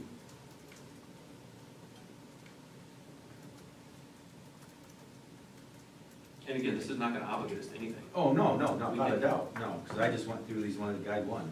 We can issue it, and if it seems way off base, then we modify it and reissue it. I mean, it won't take much to give us an updated version if we have to have it. Because right now, realistically, we're looking at phase 1, basically, what we would need a price on. For the short, for the medium. for the quick win, yeah, the short time, short-term girl. But ultimately, they're gonna give, but I mean, when they look at this, they're gonna give us a proposal for the whole thing. And this is not, you know, this wouldn't seem out of line with what they would even, I just broke it in phases so we can see what they would assume for dollars or cost to do a review of our facilities. All right, give me a price for that. To give me feasibility options, give me a price for that. And then to come in and present it and give us the final copy, give me a price for that. So that's all these 3 phases represent. Yep.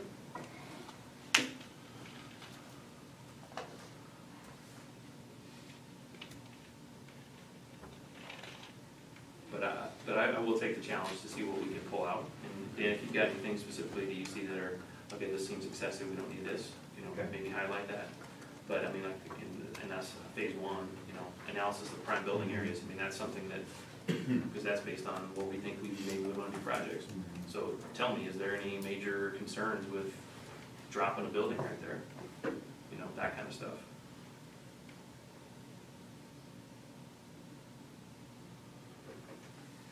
And, you know, do we need to interview 3 people? I don't know. I'd say they need to interview a couple people to, you know, yourself and whoever else, Randy, I don't know, whoever, to get a handle on where they think we want to go.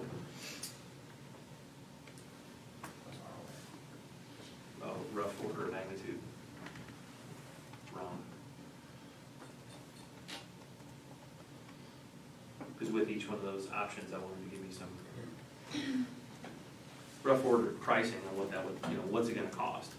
So if we wanna do option 1, that's gonna include, and if we feel like an addition on Central is in the 1 to 3 year time window, which it probably is, you know, they could, just based on square footages and standard finish, they can give us some estimates on what we think that project would cost us in today's dollars.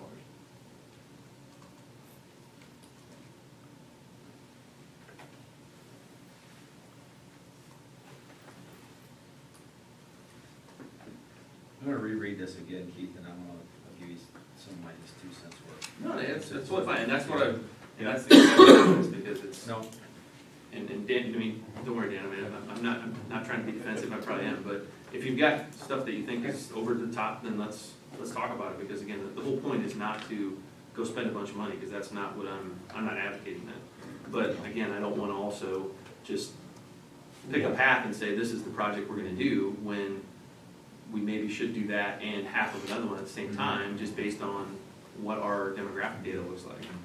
Or to take advantage of, you know, means of construction or, you know, whatever, any of that kind of stuff.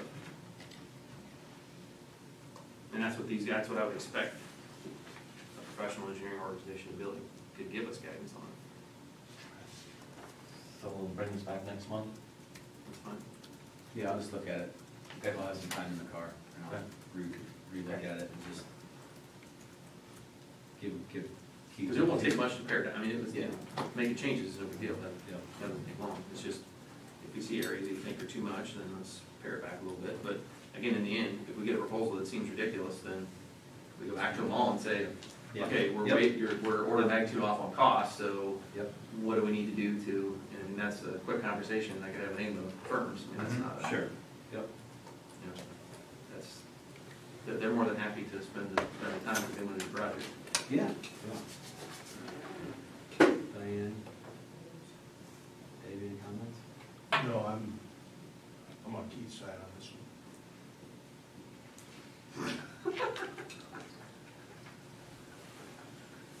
It was something we had to choose sides. Well, I'm choosing sides. I'm all right with that.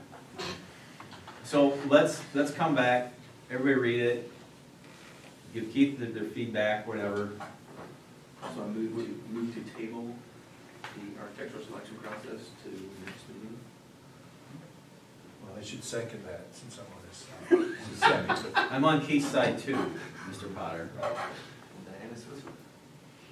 I didn't know who the other side was. For January 2019, or do you want to do it for a work session? We'll just do it at the board meeting, right? Yeah. That's what, January regular board meeting. We want to talk about that in a work session. Yep, no, that's fine. All right. Well, thank you, Keith, I know you put a lot of work into that. Iowa Schools Performance Profiles. Yeah. Right. Yeah. Good thing you got my glasses this time. Is this Right, the sorry, it's really email small. from yesterday? Yeah. Okay. We didn't make the news. We stayed out of the news. We didn't highlight that we didn't want on it though either. Or what we meant. Yeah, Ankeny pointed out, we were, in their listing of schools, we were the lowest on their list of, when they sent theirs out. Really? Yeah. So their communication to their district. Their community, it listed local school districts, about 5 or 6 of them. My boss sent it to me. Including us, and it showed us at the bottom of their list. Well, we had the lowest score at the school. What was their score? Ours was like 60 or something. What Nice school. Yeah. It was really bad buildings, and then there was a, There's an overall score. You may have Ours was one. I sent it to you. Yeah, 98. Just click it. Ames was 64. Yeah, are you okay with that? Ankeny and Ankeny Centennial was 57. Like Bondurant was 52, Dallas Center 55, Johnston 56, and New York Polk. so kind of them. Is that the score of just the high school? Yeah. Oh, good point. Yeah. Maybe they're just very Yeah. into their students. You'll see, so anyway, there's a lot of, probably 200-ish pages that you could probably comb through and read about all of it. I guess what I'm pretty passionate about is trying to make sense of stuff that the state sends to us at trying to make it more parent-friendly, but also just for the average Joe to be able to understand some of it. So to me, in my brain right now, there's actually 2 sites and there's 2 report cards. So to me, it just spoke about like try to do a side-by-side so you can kind of see the difference. Dan wanted me to do a brief overview of this. I kind of chuckled silently to myself because it's not necessarily a brief update, but there's a lot of links I put in there so you guys can kind of dive in. To me, you know, if you guys wanted to spend more time on it, down the road, we could do that. I'm definitely willing to do that. So essentially, there's two different report cards out there. There's report card, the Iowa School report card, and then the Iowa School Performance Profiles. One is a state legislation, and I've listed what that is in this doc, and then the other one is based on federal legislation. So many of you probably remember No Child Left Behind. That went away and was replaced in that federal legislation as Every Student Succeeds Act. So you can kind of see I've linked that up there, but I also linked the state plan, the SS state plan, which is again additional reading, but it's there for you too if you'd like. The Iowa School Report Card is basically giving you an idea of how a public school is performing on certain educational measures, and then they'll give ratings. So that rating that you see, exceptional, high performing, commendable, acceptable, needs improvement, priority. So that one's on the Iowa School Report Card, and that is a live link right to the site. And then across the way is the live link to the Iowa School Performance Profiles. And I went ahead and linked in there underneath the 3 designations that they give: comprehensive, targeted support and improvement, and then there's no designation listed. So you can see a comprehensive list of schools. So that must be the report that maybe Ankeny, that when you were talking about Ankeny, that they pulled from there some area. So you can really get geeky with all the data if you want. I kind of am probably revealing my inner geek a little bit to you guys right now, but it is kind of, once you get in there, you can say, oh, this would be kind of interesting to dive into, or this would be interesting. So as you guys look through some of this and have time to browse it, if there's anything that you would want to see or me bring back, I could definitely dive in there. But essentially, they have some different report card measures for both. So if you can continue to scroll up, Dan, on that third arrow down, you'll see that I put 2 links in there.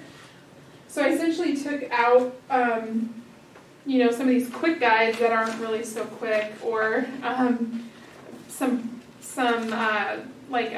22-page packets of breaking some of this stuff down. There's definitely more out there for those that want it, but essentially I put in just a Google slide of what each one of those indicators means. So if you go into that link, you'll see that just the different measures, but this really, you can kind of see too that there's some things that are crossing over within each of those. So essentially the goal of the state is to have one site and one report.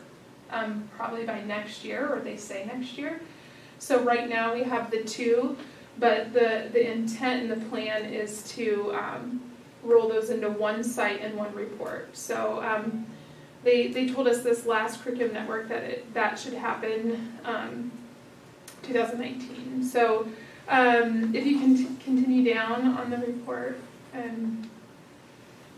I went ahead and put in just a table, I guess, kind of organizes it nicely, but you can see each one of those links specifically to our school, the schools within our district, what their rating was. So on the Iowa School Report Card, you could see how each one was rated.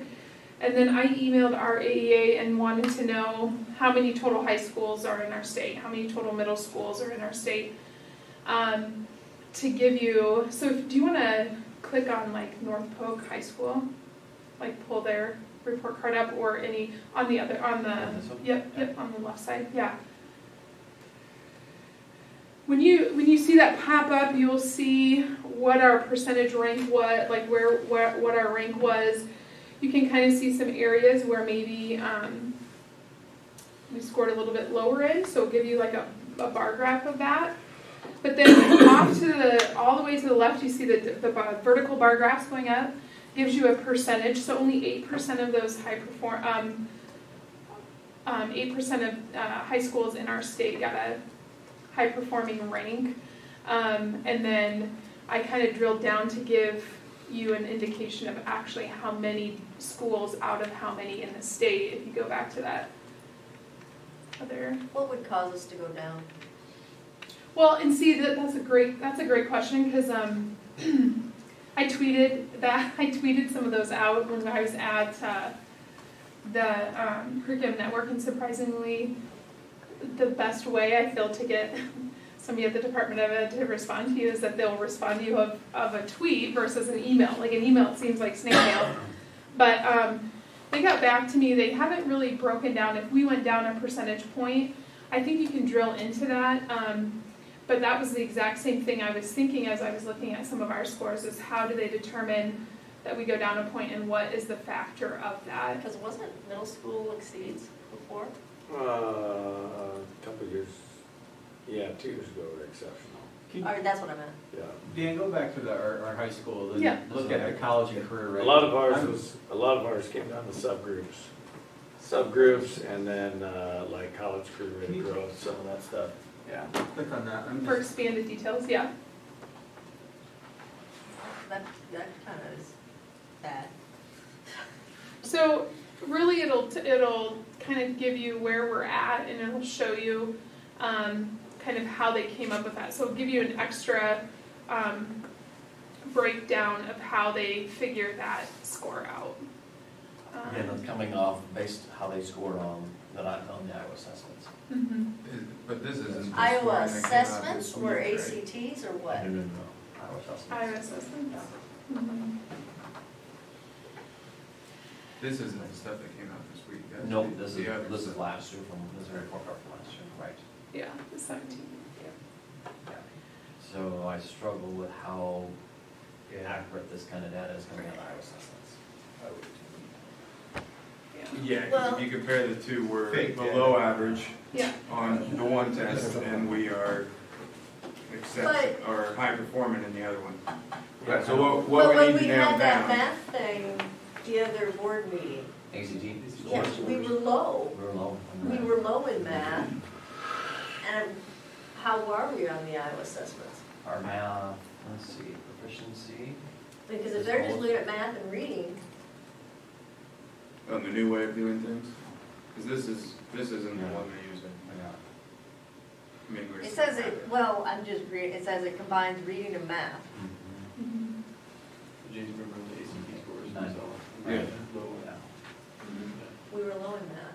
And I think with the new, from my understanding too, the new state assessment that we're having is going to align better to, the reason the switch was made is that the old test that we used to take really wasn't aligned to the Iowa core.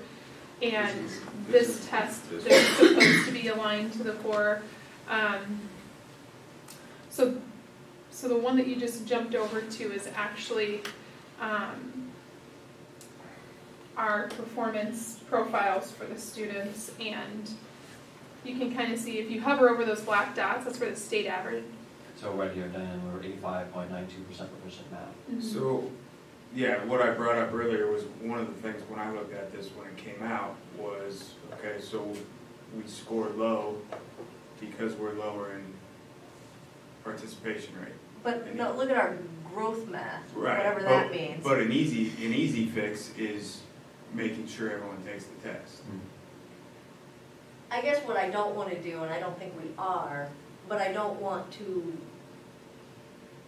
rationalize where we're at. I mean, what can we take from this data to improve? I mean, if it's pointing out that whatever growth math is, or that we're mediocre in certain areas, let's not, rationalize it or excuse it, but what do we do about it? No, I completely agree, and I think the easiest thing to move it up just a little bit is to make sure, try to get 100% to take it. I agree with you, James, I really do. It just feels like math, I'm using it as it keeps coming up. No, I'm not disagreeing with you, I'm just saying, one of the simplest fixes to make it move up a little bit is, I mean, obviously math. So what do we do with this data to adjust our curriculum and our teaching? Well, one of the. What have we done in the past and what are we going to do? One of the things that they really kind of talked about in relation to this is that it's not going to necessarily tell your whole story of the school, of what you're doing, but it really gives us an opportunity to create that constructive dialogue between educators, administrators, parents, getting all of those people at the table, looking at this and kind of identify the current work that's underway, and then also seeing what areas that maybe we can be more intentional about setting goals in. I think it fits nicely with our 3 to 5 year conversations that you guys have been talking about. We actually have some data points to bring to the table to really look at some of that too related to this. But the state's really placing emphasis on looking at growth, whether you're proficient, you've always been a proficient student. So what does that growth mean? So how much growth that each individual student is having from year after year? Yeah, you might be essentially you might be a proficient student, but you're not growing, and it's looking at the growth. So you could be low in proficient math, but show a lot of growth. Well, so what I don't understand, and maybe you can help me, when you say get more people to take it, I'm looking at the top one. I mean, we're pretty close. We're 97.79%. Yeah, that's what I meant by just one kid can throw your scores But up. is that growth? So the growth, the Teach way me, that is it looking at the kids that did take it? So if Keith and I scored the same score last year, then it can, so everybody's gonna be on the scale, 50% grew more than the other 50%. So it compares Keith and I, we both scored 89 last year, how did we score this year? But If so Keith it's grew, just, scored better than it's me, keeping the then same children? That's what that, when they look at the definition, it's those compared to the year before. just So each that other. wouldn't go up if we get more people to take it. That won't go.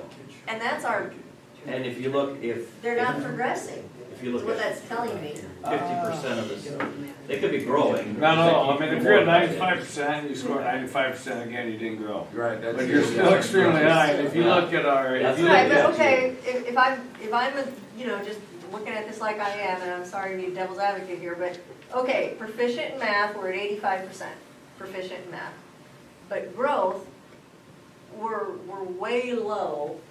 So that reads to me, if I'm understanding you guys, that, okay, the 97% of the kids that took it are 85% proficient in math, but they really didn't show a whole lot of progress from the year before.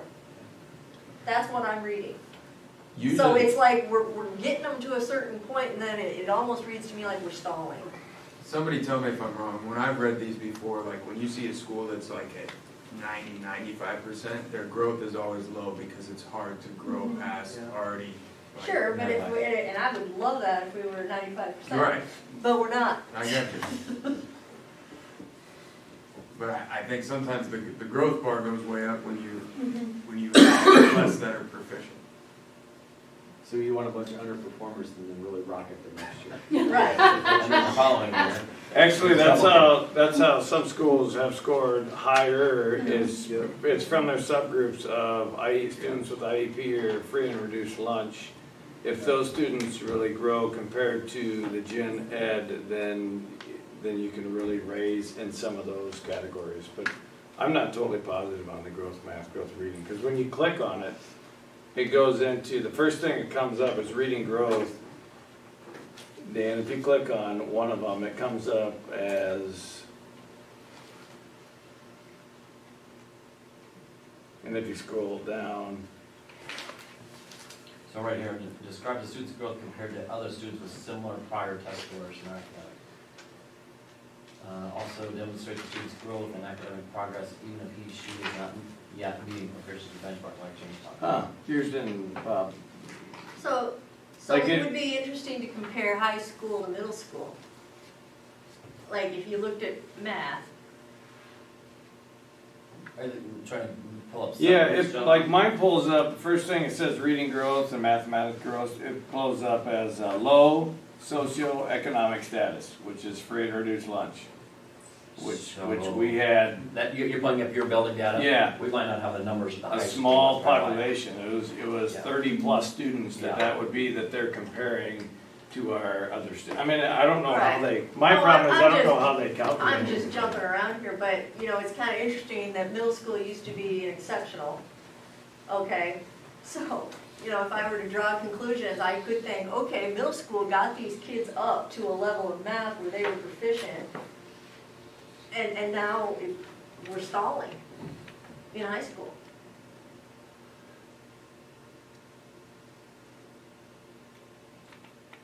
I mean,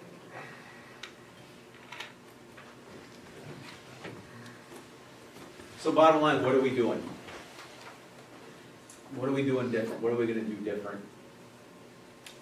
As far as math and, or what strategies are we trying to good job, develop, Ann, keeping it implement? exceptional. What's that, Diane? I said, good job, Ann, keeping it exceptional.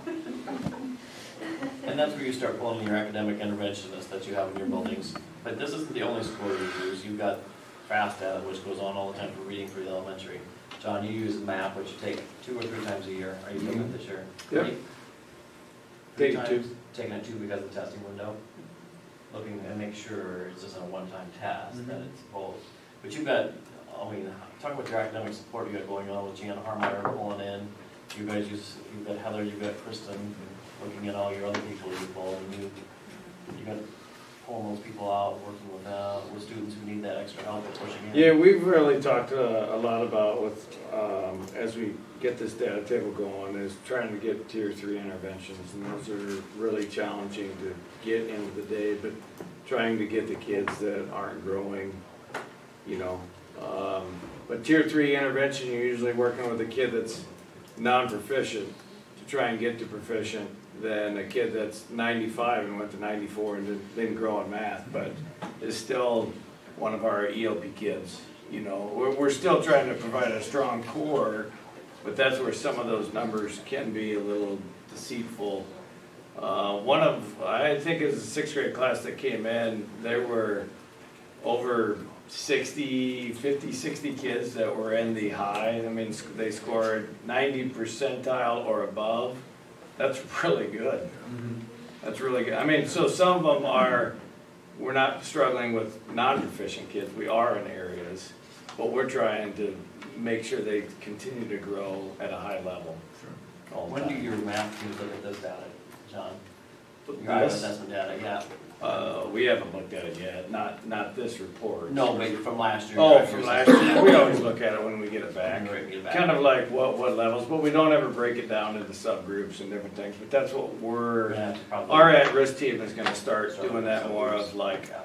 targeting certain groups, because that's probably how we can improve. So how far down do you guys dissect this? Do you get right into the classroom itself as far as say, hey, here's where they were the year before, this particular instructor, they become stagnant, and then what do you guys do for an intervention with that? I don't know if it would manifest itself that fast. I mean, if you take, for example, let's say we had somebody teaching algebra, and across the board, and this group maybe didn't get out of algebra what they needed to get out of algebra, and then they take this the next year, they're not gonna show growth.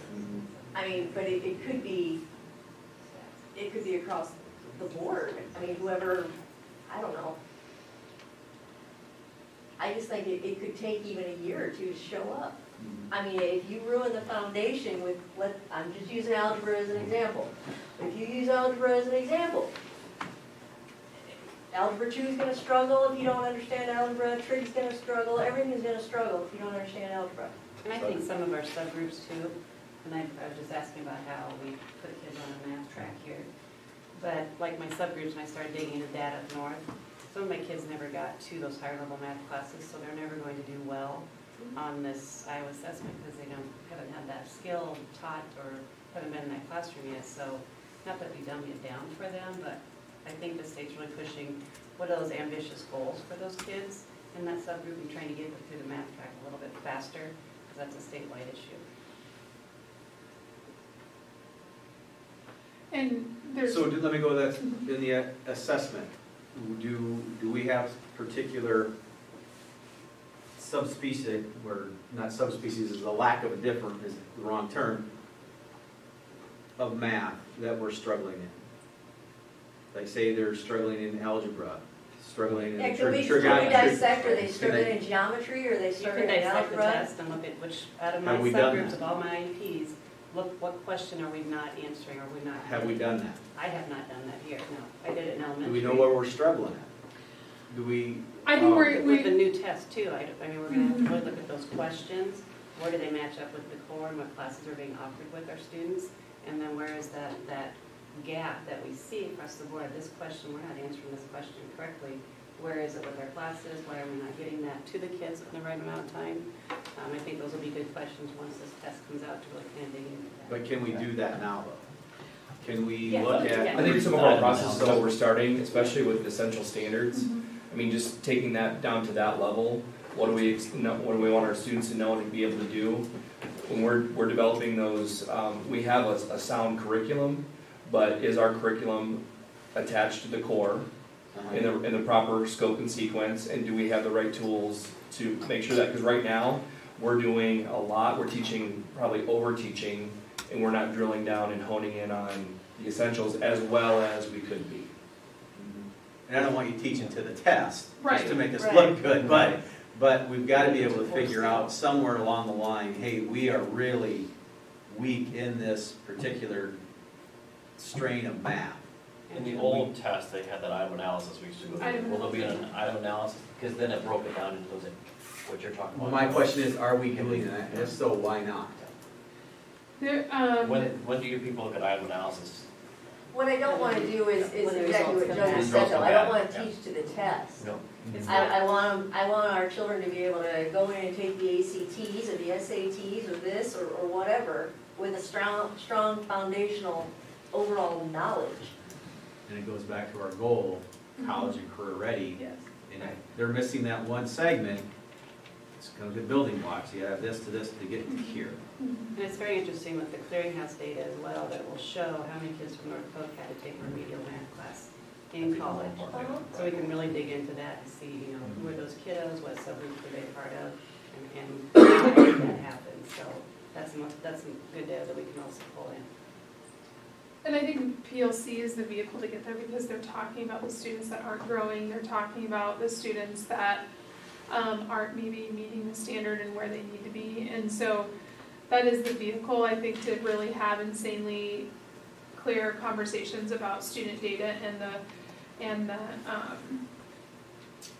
just the student performance versus like is more student-centered versus teacher-centered, if that makes sense. Like you shift your focus away from the teacher and onto the learning and what the students are doing in those moments. And so I think all of that is coming together to help support figuring out what are these areas just formatively throughout the year. The issue this year for the state assessment is they've typically got their scores back. You guys took it in February before. So shifting to April, but our scores don't even come back, and that's statewide, that's the statewide window. We won't even have our scores back until end of August next year, and that's a state. How can you make a decision? How can you? And that's, I kind of go into detail on that third page on this, on that doc, is the ESSA regulations, it wasn't approved until late May, so it almost has crippled some districts, and I'm not dogging on the state, but at the same time, when that wasn't approved till May, they really had to throw some things into place, and some of these reports, I guess the frustration is to be able to answer some of your questions, which are great questions. They're rolling it out at the same time, giving us these reports to try to dissect and be able to answer and speak to them eloquently. So I think within ESSA, I put down what that targeted score is if you were to be a targeted school in any that's like the targeted score. Some districts are on comprehensive, and all of the buildings in the district would be put on comprehensive if their graduation rate's below 67, and there's actually quite a few schools that are below 67% graduation rate. So I mean, that just kind of puts a few things into perspective about maybe where we are at in those areas. But yeah, getting people to take the test and having that percentage definitely impacts your overall score. But there's also parents that can opt out. And I know this is just, kind of one area of information, and I know you're doing your best and everything, I do. Mm-hmm. It feels like there seems to be a theme with math, that we'll look at the ACTs, we're low in math. We look at this, we're low in math. We look at, it's math. Is Cynthia starting up, like, those study labs to prep for the ACTs? She contracted with a company. Is that one anywhere yet? I don't know if anybody's signed up yet. I haven't seen anything yet, but it's supposed to be, I thought she said like in February, March. I don't think it's got great results with that. Results, yeah, that's what we've seen too. I haven't, Kind of running them as, through what it looks like. Because you would have get it as a parent. as a parent, I haven't heard anything yet because my son's a junior, Yeah. so he would be eligible to do that. I'll make sure. I ask her next time. I'll ask her. What's your next? There is a report that was on Christy's Google Drive that has some breaking down into even some of those mathematical practices that I glanced at, and it does kind of indicate some areas within the old Iowa assessment test that we've taken maybe where some of those areas are a little bit lower in, and so I can share that with Dan and he could pass it on. Maybe you've seen it, I think she did share it, but I'd have to look.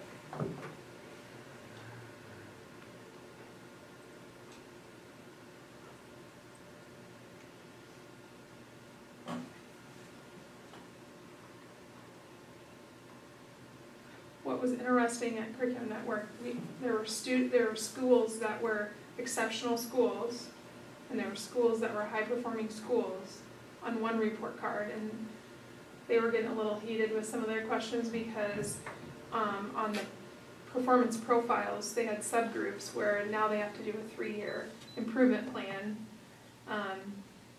because they might be targeted in one area with one of the subgroups. So they were asking really great questions about, so how do we break that down for our boards and our district and our teachers and our parents?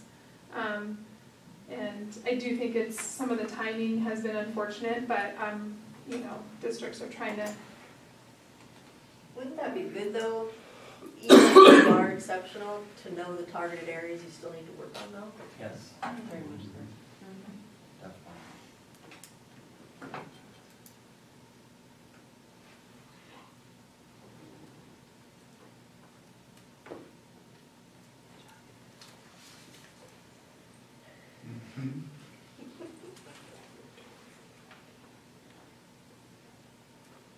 So you said this is probably gonna change when the new test comes out then, right? The older profile. So the intent is that it'll merge into one report card for the state that encompasses both, and then it'll be one website. So next year, they'll roll over with that. The questions have been asked, how does the old test speak with the data from the old test to the new test? We haven't really gotten a lot of information on that. So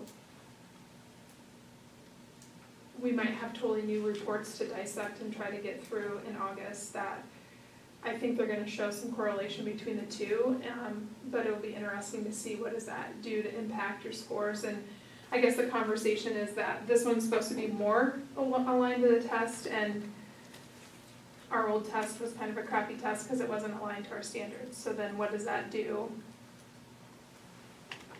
to the overall picture and our data too?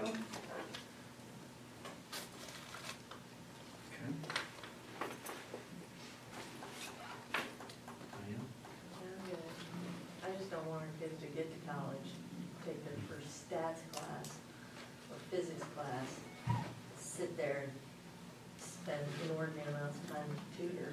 Physics is hard. Well, I know it, I just got one that, thank God, got through it.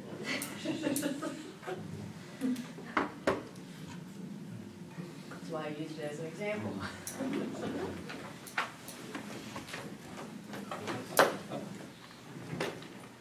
I can send the Iowa growth report sent to you again and forward it on to you. It shows some of the growth reports. Can I just 2 cents? And it's a question I've asked for years when I've been looking at these. And I asked this back when I was on the DLT, when we were looking at these and we were concerned about it, even back then, this is 7 or 8 years ago. One of the things that I've read about multiple times is that sometimes we get really caught up at this level, especially at the high school level. We get caught up with our kids not doing superior at all the levels, especially the high levels, and we forget that they're still kids, and that this stuff sinks in, and that if you can still create a base, even if they're doing lower level, if they're doing the lower level stuff, what we would consider lower level, if they're doing it well, you're still developing a base. And as they go through, and remember, they're leaving us at 17, and if we still give them a good base, I would love to see, and I was never given this, I'd love to see those kids in 4, 5, 6, 7 years, because that's when they start to really bloom. And I just from my, my data of my own eyes, I've seen kids that leave here that quote unquote struggled and did not just well, but exceptionally well as they went on. But they had to blossom. We had to give them a good base. And so even when they exit here, it's not the be all end all. I get that. The thing is, thinking about that chart, the growth was like students of like level. So even if it was the child that understood the base, they weren't, if that thing is true, they weren't advancing. Yeah. We're not asking the physics star, who's getting 98% on it, to advance much farther. But even those kids that were struggling, maybe at the base, it didn't indicate that they were growing. And, I've got 3 of them in college now that came out of this program, and in my opinion, math is not our strong suit. That's fair. I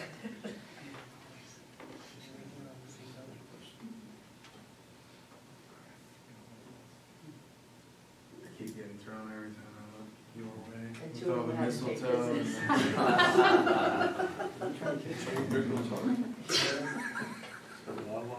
What I sent to Dan is that. Okay, let me ask, John made the reference, we have I don't know how many students that are at the, high 90th percentile. Mhm. Do we break it down, can we dissect it down to that? Because I'm with Diane, we have a pattern of not really performing well in math. We switched to everyday math. How is that, how have we done any correlation to our scores now to what they were before we went to everyday math? Or is that working for us? Do we look at data like that? Because that's part of my job.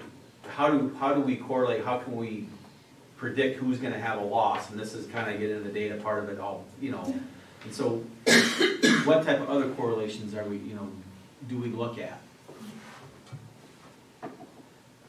In the report you sent, Miranda, I think it has over time, we can look at that report. I think we looked at it last year. Mhm. We can pull that up again. Look at how are we doing over time, grade by grade as we're going through.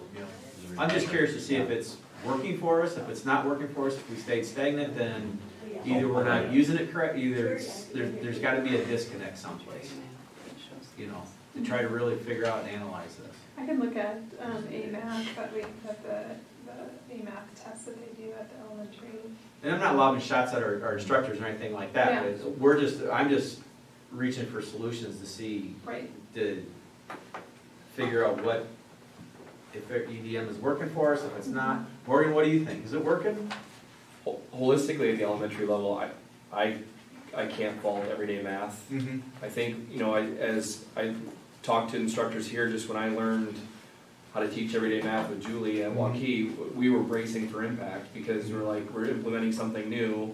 Oh my gosh, the scores are going to tank, and they jump 10 points. Mm-hmm. So, I can't fault the program. I think that we probably need to go back through our process with our essentials and making sure that we're we're making sure that we're drilling those essentials and we're not doing the nice to have stuff so much, where we're focusing on the cores, and we're making sure that we're intervening on those cores so that when we send kids on to the next level, we can strongly say to our counterparts at the next level that yes, here's the students that have a firm grasp and these are the students that need a little bit more intervention, so.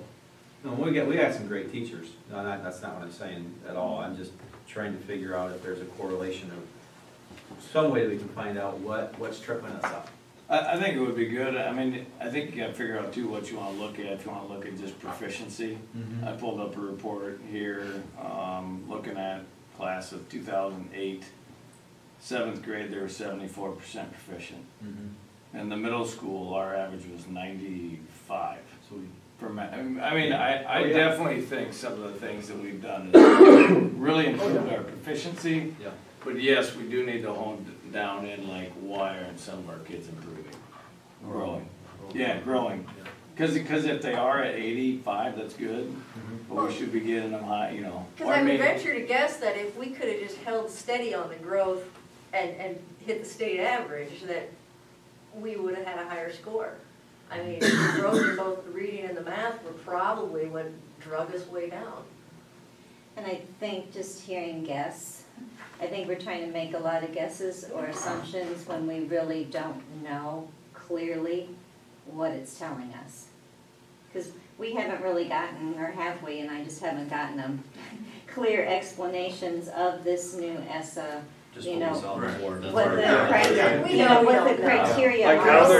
how they're Yeah. coming up with that How number. they're coming up with that number, I mean, we don't have any idea, so, I There's mean, like we one hear what master you're guy that saying. knows the metrics, and he's like holding all the data. Like, we're like, why is this score? Because I'm like, I perseverate on the numbers. Why is this? Especially when they want to put the circle, and it's 44 out of 100. That's not okay to look at that. Like it's. We So just like, have to better understand what it is that we're looking at. Sure. Then I think we can dig deeper and then, know what it is that we need to, do better. Yeah.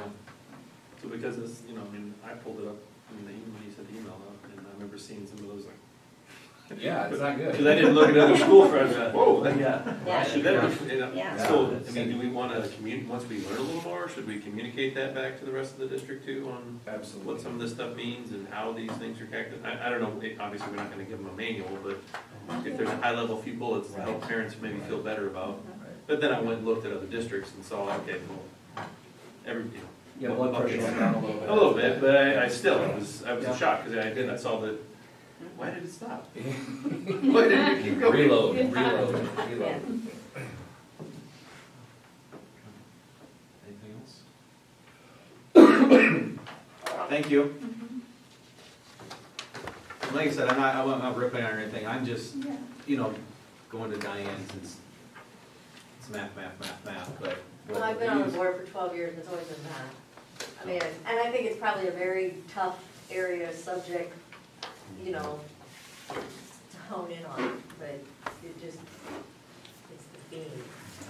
Well, I didn't hear you rip. Well, and I think there's been a lot more research and emphasis Yeah, on and reading like I literacy said, I than don't there want to has put been you guys on on the math. defensive or anything. I'm not saying, And I'm I see just. that shifting now, more Withstand. to, more to the I think that's why I math. said earlier, like my inner Yeah. geek, because data should force us to ask additional questions.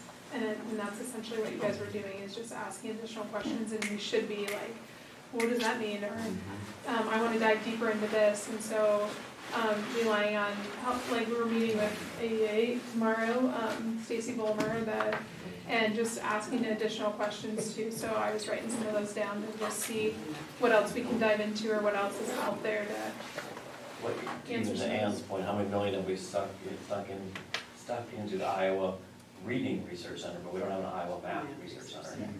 We don't have an Iowa Reading one. Yeah, so more dollars have definitely been stuck in reading. To help with that. Great. Thank you, everyone. I have a grammar We're not voting. We don't need to vote on that or anything. No, that was informational. Just information. Any board updates? Take line number 7. Mr. Potty on the phone. Thank you. Okay, any updates on your phone? No, we're good. Figured you had all three. Dropping water. Okay, anybody else? Okay, we have a motion to adjourn? So moved. Second. Thank you. All in favor? Aye. Thank you, everyone. Have a, thank you. Merry Christmas. Merry Christmas. Merry Christmas. It's actually a happy. Good.